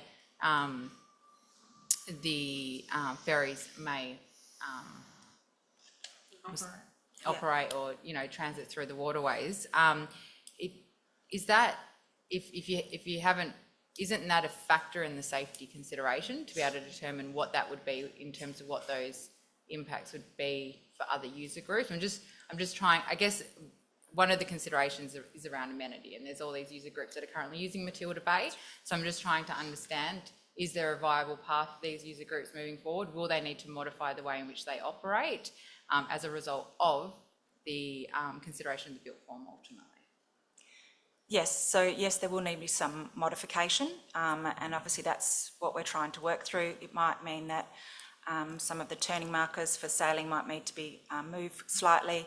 It might mean that the routes that we are looking at, we might look at alternate routes. So the original routes that we were thinking of, they're not at all what the users had said that they would prefer. So we are not looking at those routes. We're looking at what they've proposed to us. So we're going to look first of all at what the user groups proposed to us, also acknowledging that there are a range of different uses. And we'll look at what they actually say that they prefer and what would work for them in terms of safety and also their usability. And then once we can see what that would be, then we would assess that again from a navigational safety perspective, and then also look at any other controls in conjunction with them. But first of all, we obviously have to have where the location is, and then we have to go through that process of actually determining that. We didn't want to put a line on a page and say, this is where it's going. We've deferred mainly to them to tell us where it would work best for their current users, and that's the way that we're approaching it at this stage. I appreciate the answers. Thank you. Commissioner Lakey. Thank you, Chair. Just got two questions. One of the deputations talked specifically about the seagrass, and I just wondered if someone would be able to respond to that. Yeah, so like I said, we have a native vegetation clearing permit that's actually been lodged for the seagrass removal as part of the planning approval for the project, or the project approval requirements. So that seagrass footprint has been developed on almost like a worst case scenario. So we don't anticipate that we will need to remove all of that seagrass. And like was mentioned in the presentation, we do expect that some of that seagrass will regrow. The majority of the seagrass in our application area is not where the terminal is. And so we anticipate that we can reduce the amount of piling infrastructure and things that will impact on the location of the terminal. And where the terminal, I suppose, shades the seagrass, that area is less likely to recover. But the impact is about 0.65 hectares, and that's sort of the worst case scenario. And we've just applied that to give the project a bit of flexibility. Okay, thank you. Just one more follow-up. And a number of the deputations talked also about deferral. And I just wonder, what additional information do you think, if a deferral did eventuate, what additional information would you be able to provide to satisfy that? I guess in terms of this particular location, I'm not sure any other information is going to be able to satisfy the requirements or the outcome for the users in the group. You know, the information has been obviously all included in the business case, which was presented to government, and that information was then presented to the cabinet in terms of making that decision point on the locations. And the government is committed to continuing to consult and provide further information as the project moves forward, if in the event the development application is approved. And a summary of all the information that was presented to Cabinet as part of the decision-making process is due to be provided. And as I understand it, through the Waterway Reference Group, the independent risk assessment will also be in attendance at one of those meetings to have conversations with those user groups as well. So in terms of the deferral, yeah, I think we have it well captured and documented through the development application, and also in that self-referral through our EPA referral. Yeah, there's certainly nothing that we're trying to hide to the group. So I guess it's more around understanding through the approval and through the conditions that are put on the project that everything can be managed and mitigated, and that will obviously flow into the operational piece and the waterway safety and the navigational aspects with the actual vessels in operation. Thank you. Thank you. Commissioner Heron. Thank you very much. Just a couple of items that was raised around legal and financial risk. I just wanted to be clear in relation to the robustness of the, I suppose, patronage planning, etc., that has occurred, Sure. and what the implications are from what was being asserted in terms of the process going forward. So, Sure. Is there, in your mind, a risk in terms of operational failure, in terms of patronage, or do you foresee a legal risk in terms of the process that's been undertaken? So in terms of the patronage modelling that was undertaken for the project, so yes, I see, you know, the PTA and the government certainly perceives that it would be a viable service, and you know, certainly the government through the review of the business case has made that assumption or made that estimate as well. And so what was the second question? Just in terms of legal risk, Oh, yeah, there was a suggestion that the process in terms of undertaking this prior to other processes Sure. may be an inappropriate sort of step in the chain. Sure. I just wanted to get your perspective on that, please. Yeah, certainly. And I think I'll just pick up on, you know, the other point in the sense that we need to know the location, and we need to understand, particularly with the government's decision that there'll be electric vessels, we need to understand the implications on that from all elements, and that is what was taken into consideration through the multi-criteria analysis as well. So certainly I don't perceive there to be any legal or financial implications. I mean, public transport is a heavily subsidised service anyway. You know, it's not like the government, you know, makes significant amounts of revenue off that, and it'd be the same for any public transport service that is implemented. So certainly don't see any impacts from that perspective either. if I may, through the chair, just and from a land use planning perspective in terms of, again, the placement and its relationship to centres of activity and the like, and its place in the multi-assessment criteria. If you could perhaps talk to why this was identified as being the preferred location. I think that's actually a pretty simple answer to give, to be honest, because you've got a university campus that's got about 30,000 students, about 4,000 staff, that will be largely within a 500-metre walkable catchment of the terminal location. UWA has significant plans to expand, so you can expect that number to increase much more over time. If you have a look at the way that it links in with the bus network, so you've got the Purple Cat at the moment, which goes in just one direction around the university campus. That will now change to two-directional as a consequence of the changes to the bus routes that support the ferry terminal, which will mean that students don't have to traverse the full extent of the area around the campus to actually get to their destination point.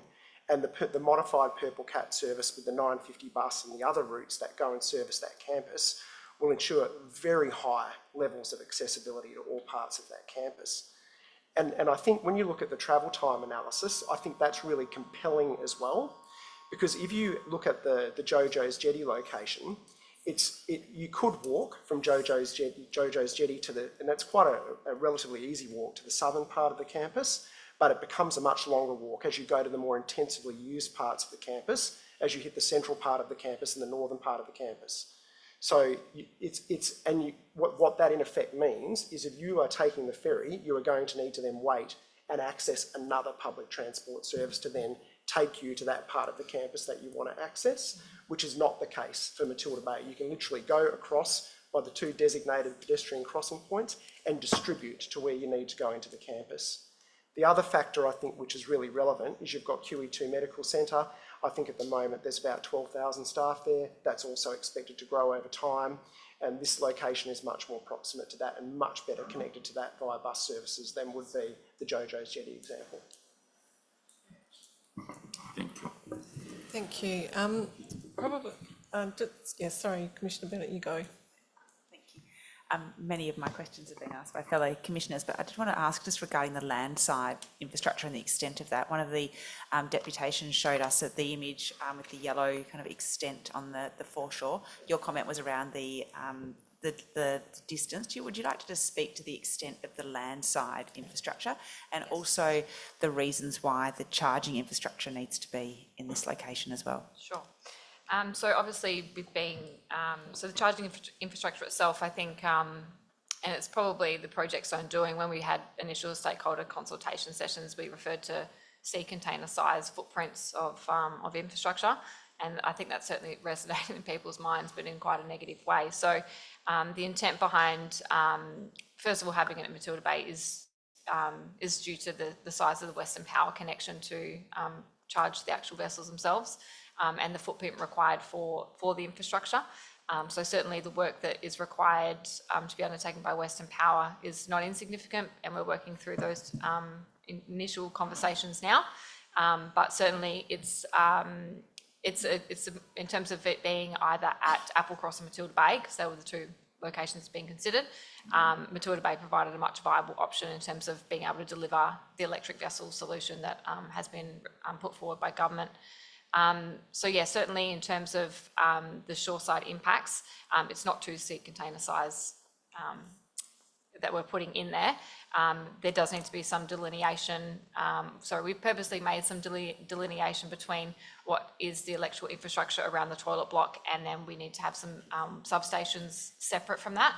And the reason being, if we were to enclose all of that into one, which has been feedback we've been working through with Government Architect and DBCA, that footprint does become much bigger.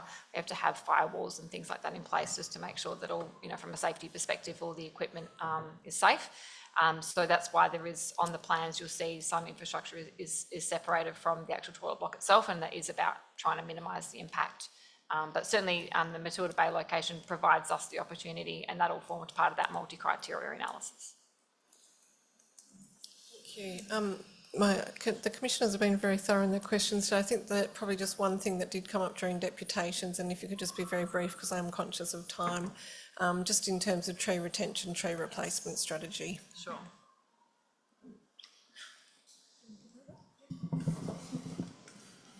Thank you for the question. So in the current concept design, within the Matilda Bay Reserve, we've identified potentially the loss of 2 trees. They are non-endemic trees. We are obviously working with DBCA to minimise any tree removal, and there will obviously be, I guess, a replacement policy. So DBCA have advised that there is a 1-to-3 ratio for a replacement policy with native plants, and there is also obviously the ability through the construction management plan to manage, tree root impact zones, etc. Thank you. Thank you. So just to be absolutely clear, for any tree removal, which you're currently looking at 2, there'll be 3 times in terms of replacement. Thank you. Commissioners, have we asked all of the questions we need to ask? Thank you very much for taking all of our questions.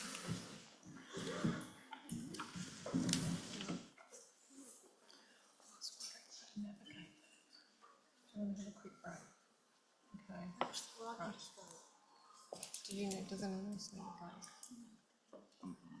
Yes. Does anyone need a break?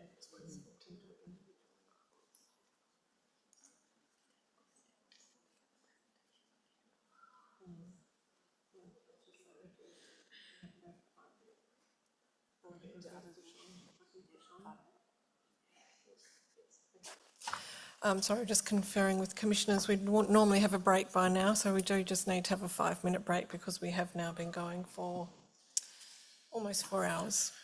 Thank you. We'll be back in 5 minutes.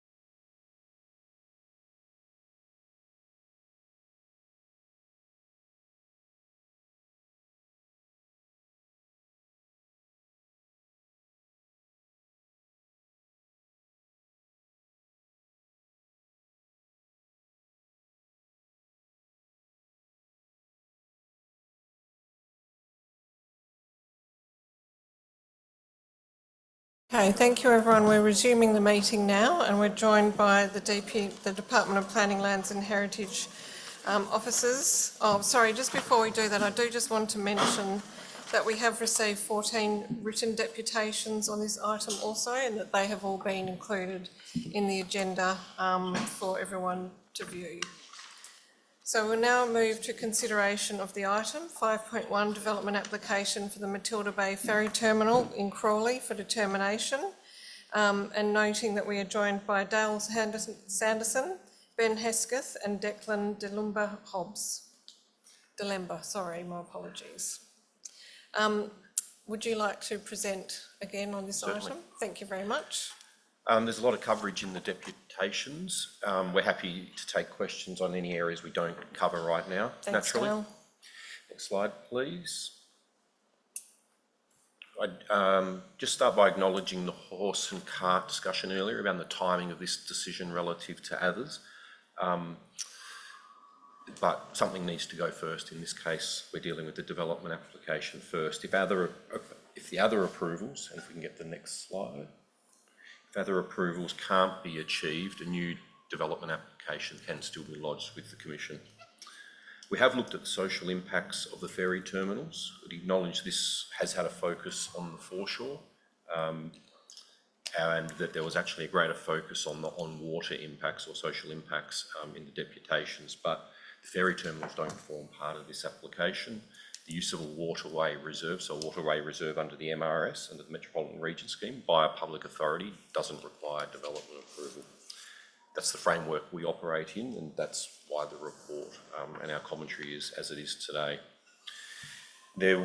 Having said that, there is a need to accommodate or for adaptation to accommodate the expanded ferry network. There definitely are trade-offs, but the use of the river does need to evolve, especially with the need to continue to move towards increased use of public and active transport.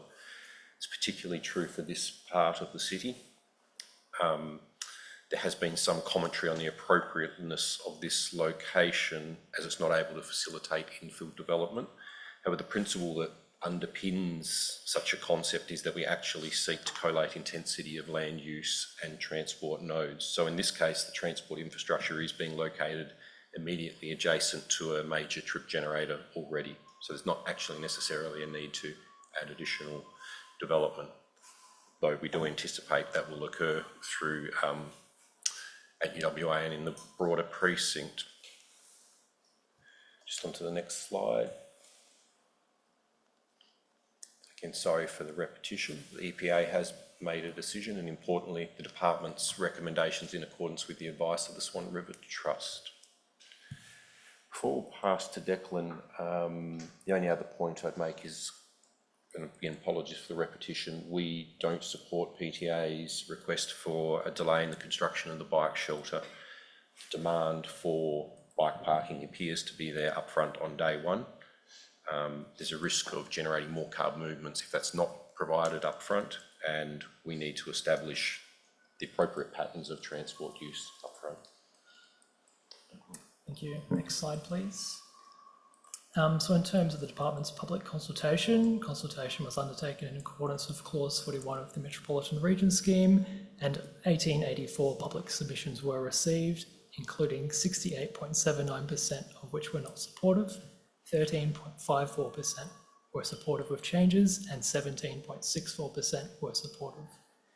Concerns in public submissions have informed the assessment, and together with the advice from public agencies. Sorry, there's no photography permitted during the meeting. Could you please delete the photography? It's a WAPC regulation. We are live streaming and recording the meeting, so there is a formal avenue to review the meeting if needed.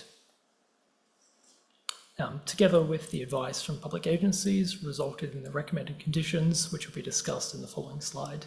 Next slide, please. In relation to the salient issues identified in the assessment, localised adverse visual impacts are anticipated. However, the recommended condition for the consolidation of electrical infrastructure will promote design improvements, including opportunities to minimise impacts on view corridors. Government Architect of Western Australia will continue to provide design advice and oversight in this respect. The recommended foreshore management plan will also require details of how access will be managed and identify how recreational opportunities will be facilitated and where they will be located, requiring the consideration of both active and passive recreation activities. In relation to foreshore beach access, a condition requiring further consideration of beach access is recommended to ensure the optimal design solution is chosen to result in the least possible impact to beach walkers. Direct, in terms of access and parking, direct integration to the Judo Bay campus will promote active transport trips, and bus integration will support mode shift to sustainable transport modes.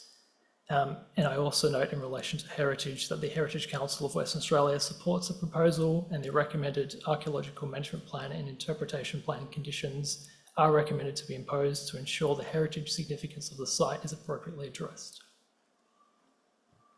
Next slide, please. So on the left-hand side of the slide is photo montages prepared by the applicant at 3 different viewpoints. On the right-hand side is visual impact analysis undertaken by the department's mapping team. It's quite apparent that the visual impact of the jetty is obviously more pronounced from closer viewpoints. However, there's still the ability to see certain sweeping views of the bay and direct view corridors to Kings Park and the CBD. The material and colour choice will also play a role through the architectural design condition to ensure the visual impact of the jetty is minimised. Thank you. Thank you. Thank you very much for the presentation. Members, do you have questions of the officers? Commissioner Sandry. Thank you. I just have a quick question. So under state planning policy to do with our waterways, it suggests that we need to look at the recreation aspect of the waterways, and it slipped my mind. We've been here for almost 4 hours, but in terms of the users of that space and being able to accommodate them, etc. We heard from PTA just before, but I just want to understand, what information does the department have in relation to ensuring that the users who are currently using Matilda Bay will be able to stay there in some way moving forward with this built infrastructure, because it's not presently available in our attachments, but I do note on the PTA website they have actually provided the criteria at a glance in terms of why this location was preferred, and one of the reasons is that they said all water activities can continue with adjustments and preservation of recreational green space. So I just want to make sure that through the determination of this application by the WAPC that is captured as part of the determination. Sure. So in terms of the landside impacts, the development proposal affects less than 2% of the Matilda Bay Reserve, allowing for significant additional space for picnics, weddings, etc., both north and south of the proposal. And the waterway, through the chair? Ultimately, like I said, the impact of the waterways impacted by the ferry operations. The ferry operations don't actually form part of the application, so it hasn't been a focus. We're not aware, but it's given us not a focus. I don't think our high level look at that. I don't think there's anything that offer be appropriate. Through the chair, I respect that it's a chicken egg, and I'm not asking in terms of the built form on the waterway with an intended use. Was there an assessment on that impact? Is there anything you'd add, Declan?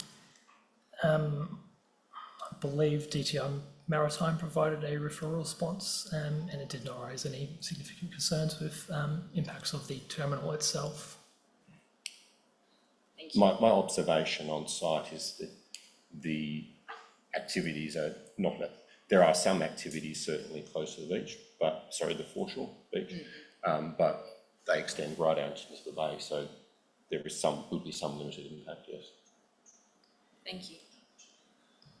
Commissioners, questions? Commissioner Hall and then Commissioner Adair. Thanks, Chair. We heard from the PTA there was 2 trees being removed, and in your slides it says 11. Can you just clarify that, please? Sure. So the overall impact is 11 trees, which includes the 2 trees on the Matilda Bay Reserve. So the remaining trees are located west of Hackett Drive.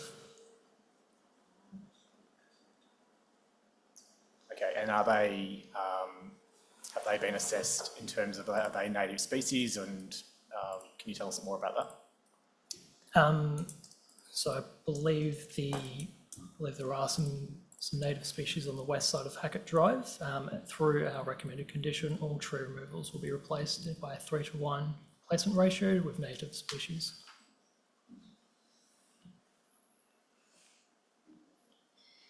Thanks, Chair. I just wanted to clarify in the actual recommendation, so this is not a technical thing, other than the recommendation outlines the lots that are covered by this, and it says, and lot 300, number 26, Riverside Road, East Fremantle, Swan River.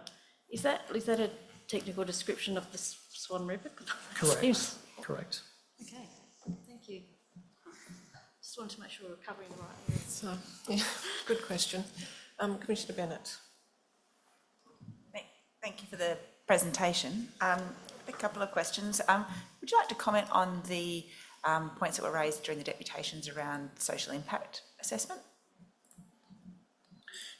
Yeah, we did observe the focus on that. Like I said, we have assessed the impact on the foreshore. The land impact on the foreshore from recollection is around 2%. In terms of foreshore, most of the activity, my observation is most of the activity is on foreshore and down to the river. The longitudinal activity is not as much, so I think there will be some impact on that, but it's fairly minor. So, yeah, sorry, that's all I know.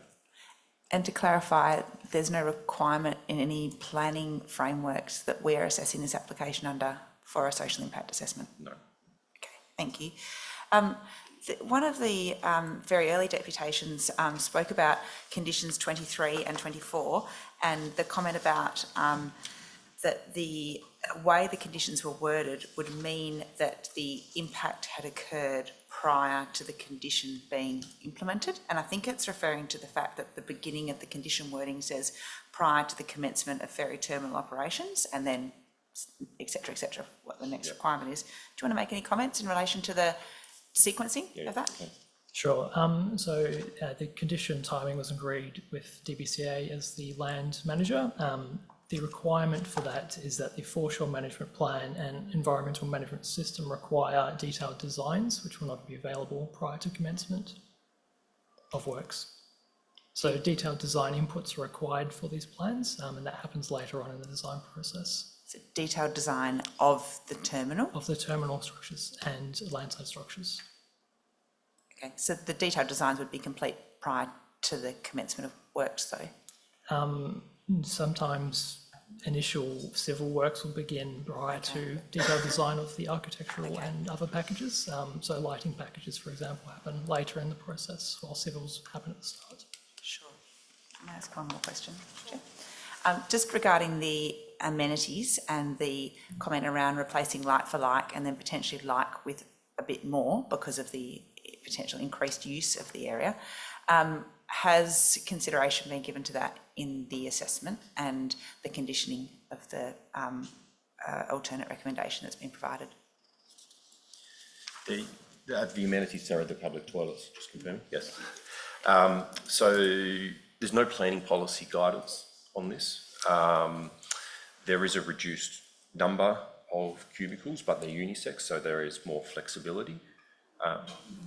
If members consider that the matter requires further investigation, we could certainly recommend condition 13 to be modified to add the provision, to add another limb to require the provision of additional toilet cubicles. Can I ask a follow-up question? Given that we're talking about the bulk of the infrastructure, could that be provided in a different location? Because I think what we've heard is that this is 50 metres from current ablutions. And then could there be, a sort of view to, does it have to be in this particular location or could it be in another location? I'll start by answering, and if Benedetta will chip in if there's something they want to add. Certainly it's possible. I think the trade-off would be the desire to have facilities in a location that's quite legible from the terminal, but it's certainly something that I think could be considered. I don't know if it's been explored with PTA from memory, so there might be a risk there's something we don't know.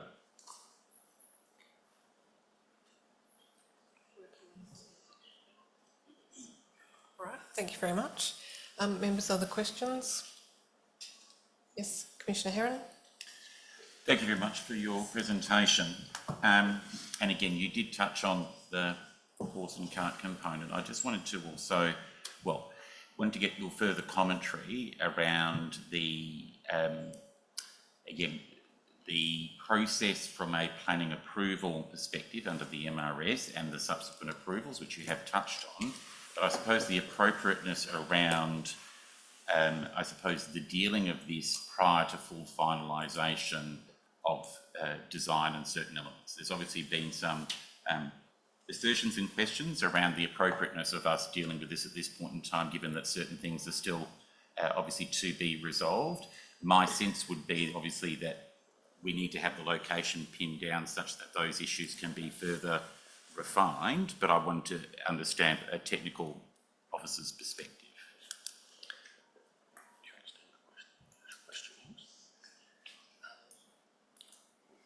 Sorry, my apologies. I'm not sure if I'd understand what the question at the end of that is. So I'm just wanting to check, for you to confirm that we have sufficient information in order to make a land use planning decision under the Metropolitan Region Scheme, and that there is not a need for additional detail for us to make that determination. Yes, I'm very confident. Thank you. Thank you. Commissioners, are there any further questions? Dale, if I could just ask again, as with the other alternate recommendation, because there has been some very minor word changes to some of the conditions where the words "for these works" have been added, just for clarity, if you wouldn't mind just speaking to that for the benefit of those that are watching the meeting. They've come about as a result of a late engagement with PTA, late representation from PTA. We're satisfied that they're very minor changes. Thank you very much. Members, we have then Commissioner Hall. Thanks, Chair. I'm just interested to understand the engagement you've had with the City of Perth, and I've seen the material, that's the documentation they've sent through. Can you take me through the feedback they've provided and how that's been included in the assessment and the recommendation? Sure. So at the 28th of October 2025 special council meeting, the City of Perth admin recommended that council advise the WAPC to consider and address matters raised in public submissions, request modifications to rationalise the landside structures, improve pedestrian connectivity and wayfinding, undertake a SEPTED review and other matters. Council then moved an amended motion to recommendation for deferral. The recommended conditions recommended by the council have been largely imposed in the department's recommendation, and we have addressed most of their concerns through that process. Thank you. Are we ready to move to consideration of the item? Okay, thank you very much. We appreciate you taking all of our questions and for the presentation. Members, we have a recommendation, the alternate recommendation before us with those simple additions of the words "for these works" to provide clarity around which part of the works the conditions are applying. It doesn't make any material change to the recommendation before you. Is there a mover and seconder for the alternate recommendation? Moved by Commissioner Hall, seconded by Commissioner Heron.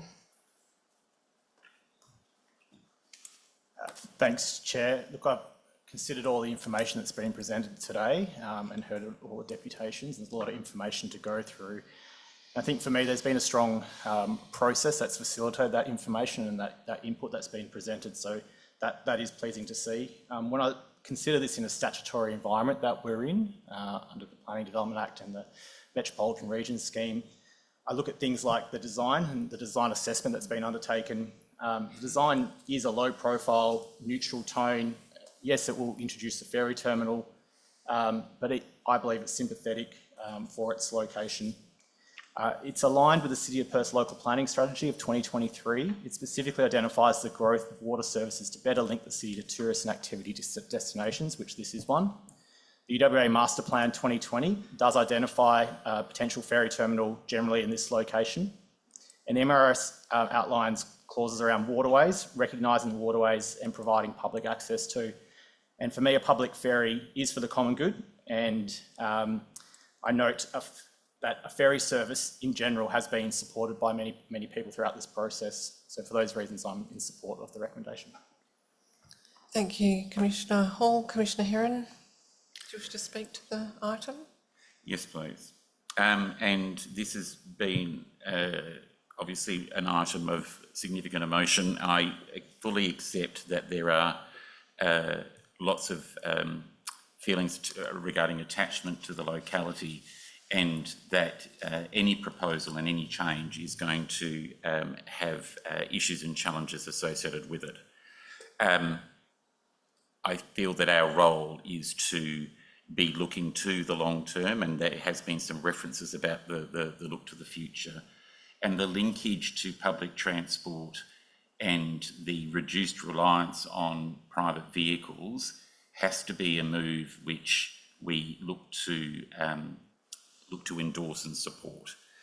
I'm very mindful that a significant portion of deputations are linked to a level of mistrust in terms of process, and that's clearly unfortunate.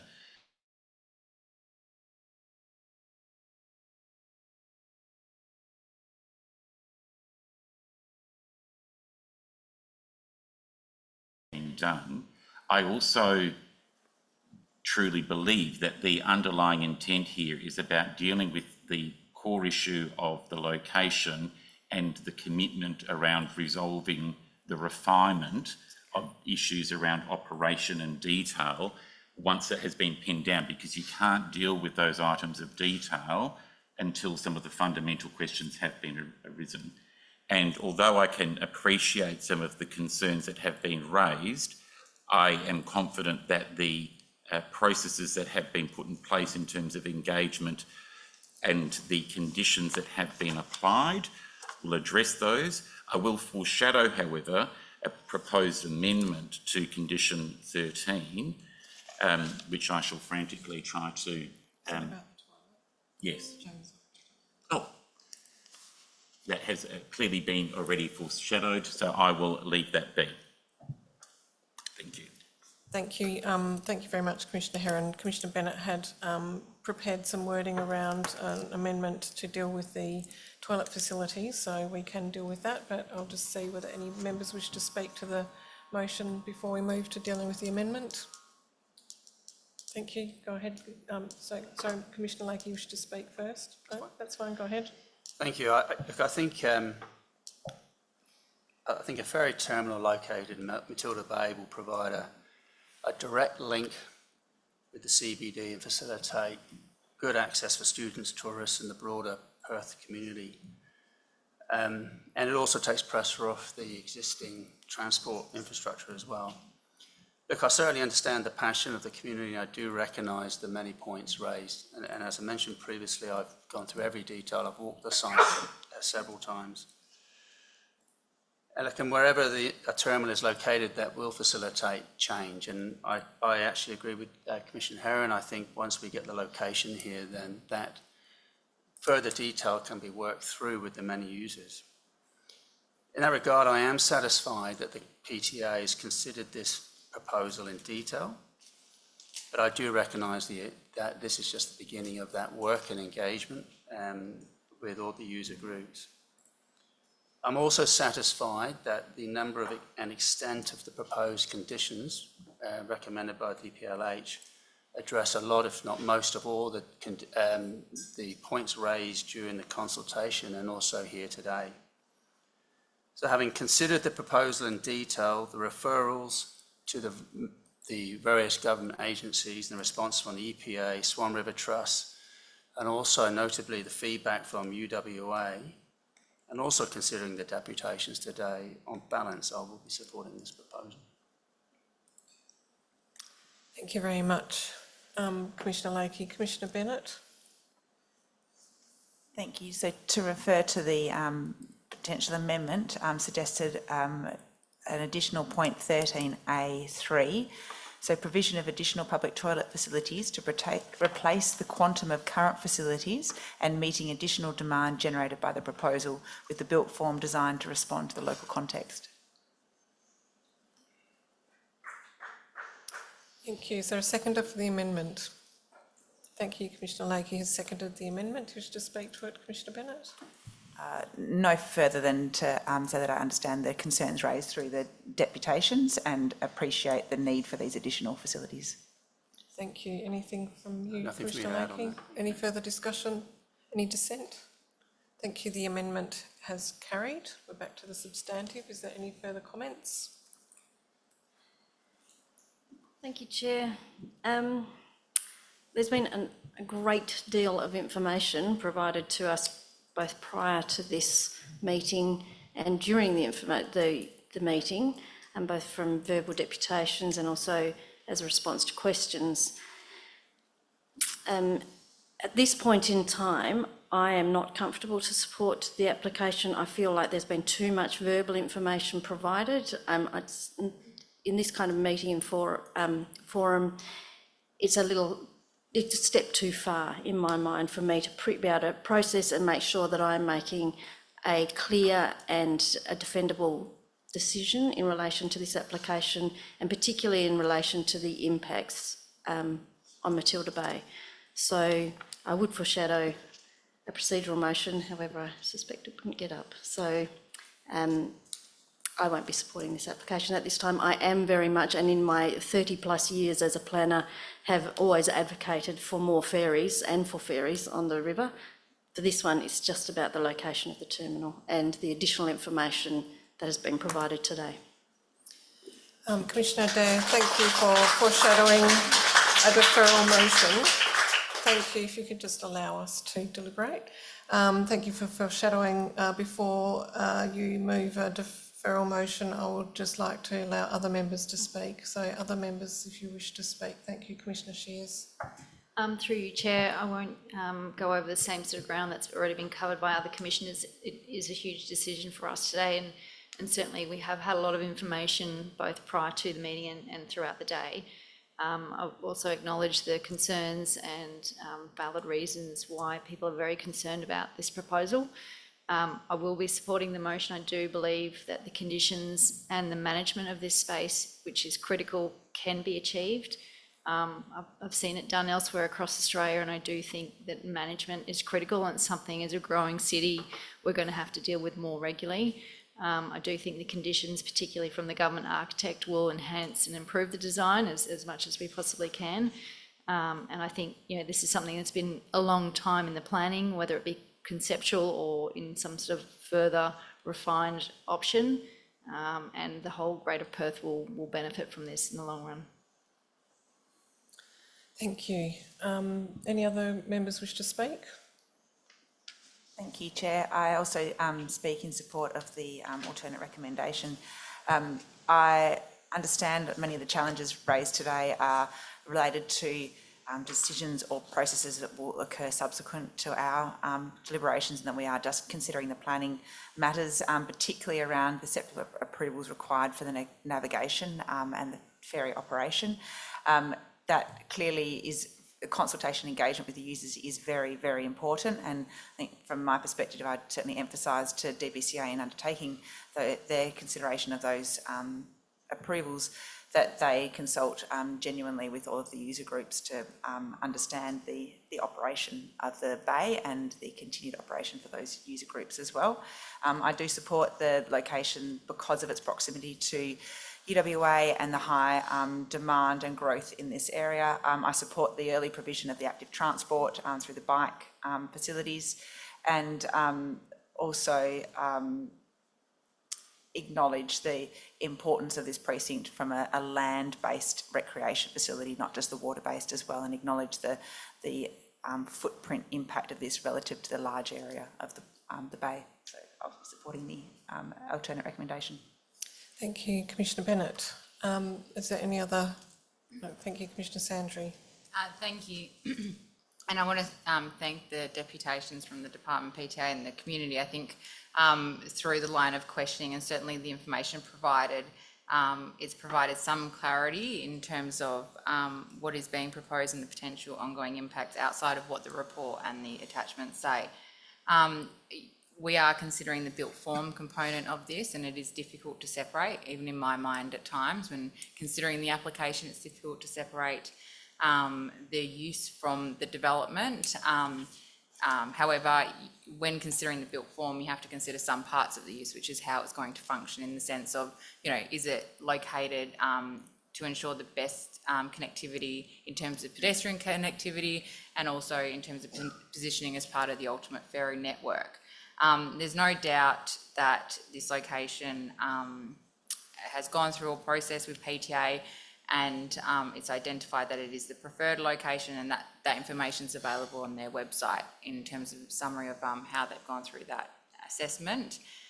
But I will say that, a deferral for the purposes of obtaining further information for me regarding the water activities and the built form, I think would be beneficial, definitely, and in the absence of that not succeeding, then I will support it on the basis that there is sufficient conditions within the recommendation that will ensure that the users are consulted with, and certainly their activities would be accommodated for. And it's written in the PTA documents that all water activities can continue with adjustments, preservation of recreational green space. It's on their website, it's on the publication, so the accountability is clear in terms of the expectation that the user groups will be operating there in one way or another moving forward. And on that basis, that would be the premise of allaying those concerns outside of us receiving that additional information. Thank you very much, Commissioner Sandry. Look, I'll make some comments. I think that some of the considerations for me is that this is, very important in terms of the alignment with Perth and Peel at 3.5 million, which provides the framework for the development of Perth. The Central Sub-Regional Planning Strategy, which sits within that, actually lists UWA as a key site to plan for a ferry service. And that is a policy and framework that is owned by the WAPC, and we do need to be very mindful of our strategic guiding policies when making these decisions. Another key piece of work that the WA Planning Commission is embarking on is a development of a improvement scheme for the UWA and QE2 Specialised Activity Centre, and I think that the report clearly outlines that is already one of the largest health and education precincts in the Southern Hemisphere and is only going to grow. UWA is certainly driving for more students. They've recently lowered their ATAR score to 70, so that they are now meeting the university average in terms of trying to get more students in the door, not for all courses, but that will be their minimum, of course. And that the proximity to the core of UWA is very important, in that this is really aligning with the Oak Lawn and having that walkable catchment, which will allow students to walk within 10 minutes across almost all of the Crawley campus. And again, PTA has provided projections around what will happen in terms of growth. They've highlighted the problems with Mounts Bay Road in terms of congestion, and I think that anyone who's driving up Thomas Road during peak traffic would know that to alleviate some of that traffic there, particularly for access to the hospital precinct, would be incredibly helpful. I'm not saying that this will solve all of those transport matters, but it will certainly provide an integrated transport option, which is then met either through walkable options to the UWA campus or through bus services. So that integration is incredibly important. And whilst we are considering this site, we're looking at the impact of this location, Jojo's has been discussed, and I just can't see that meeting that same connectivity to those high density, high activity areas that I'm outlining. I do believe that the use of the MRS reservations meets the intent under the Metropolitan Region Scheme. And I think we've heard a lot today about some environmental considerations. I did really appreciate the deputation on the seagrasses, and I think that when we see what's in the report, it talks about the impact, it talks about why the jetty is at 80 metres length to lessen that impact, that all of this is reviewed by DBCA in this, and they are the government agency that knows and understands these environmental issues in the waterways. That's their specialisation and expertise. So I'm comfortable with that. I'm also comfortable that that all of the questions that we've asked of PTA today have been comprehensively answered. They particularly were very clear in outlining their assessment of risk and how that has been conducted, and that sounded to me, understanding government, to be a very comprehensive process. It is not unusual for a planning application to be dealt with ahead of another application. It's impossible for us to deal with these things at the same time. That is not an unusual practice, and that matter of operations does sit under the Swan and Canning Rivers Management Act, and that will follow shortly after this decision. And as Dale Sanderson from DPLH has outlined, if that does bring up any issues about operational issues, then we would have the ability to reconsider a development application or a amendment to that development application if needed. So it's not some kind of fatal flaw which has been outlined today. It's actually quite a standard practice in government for consecutive approvals across various authorities. I do appreciate that that Matilda Bay is cherished. Whilst this has got nothing to do with me personally, I am a user of Matilda Bay and I do love the place, so I do understand that passion. But I also can see that this can be accommodated, and I also am passionate about public transport and bringing more people to Matilda Bay and opening this up for use for the enjoyment of locals and tourists, and I think it also brings that benefit. So whilst hearing and having confidence in PTA as they move forward with their stakeholder group to really work through those issues about how that operates, I feel confident in this approval that we're being asked today, and I fully support it. Is there any further discussion? Is there any dissent? Thank you, Commissioner Adair. The motion has carried.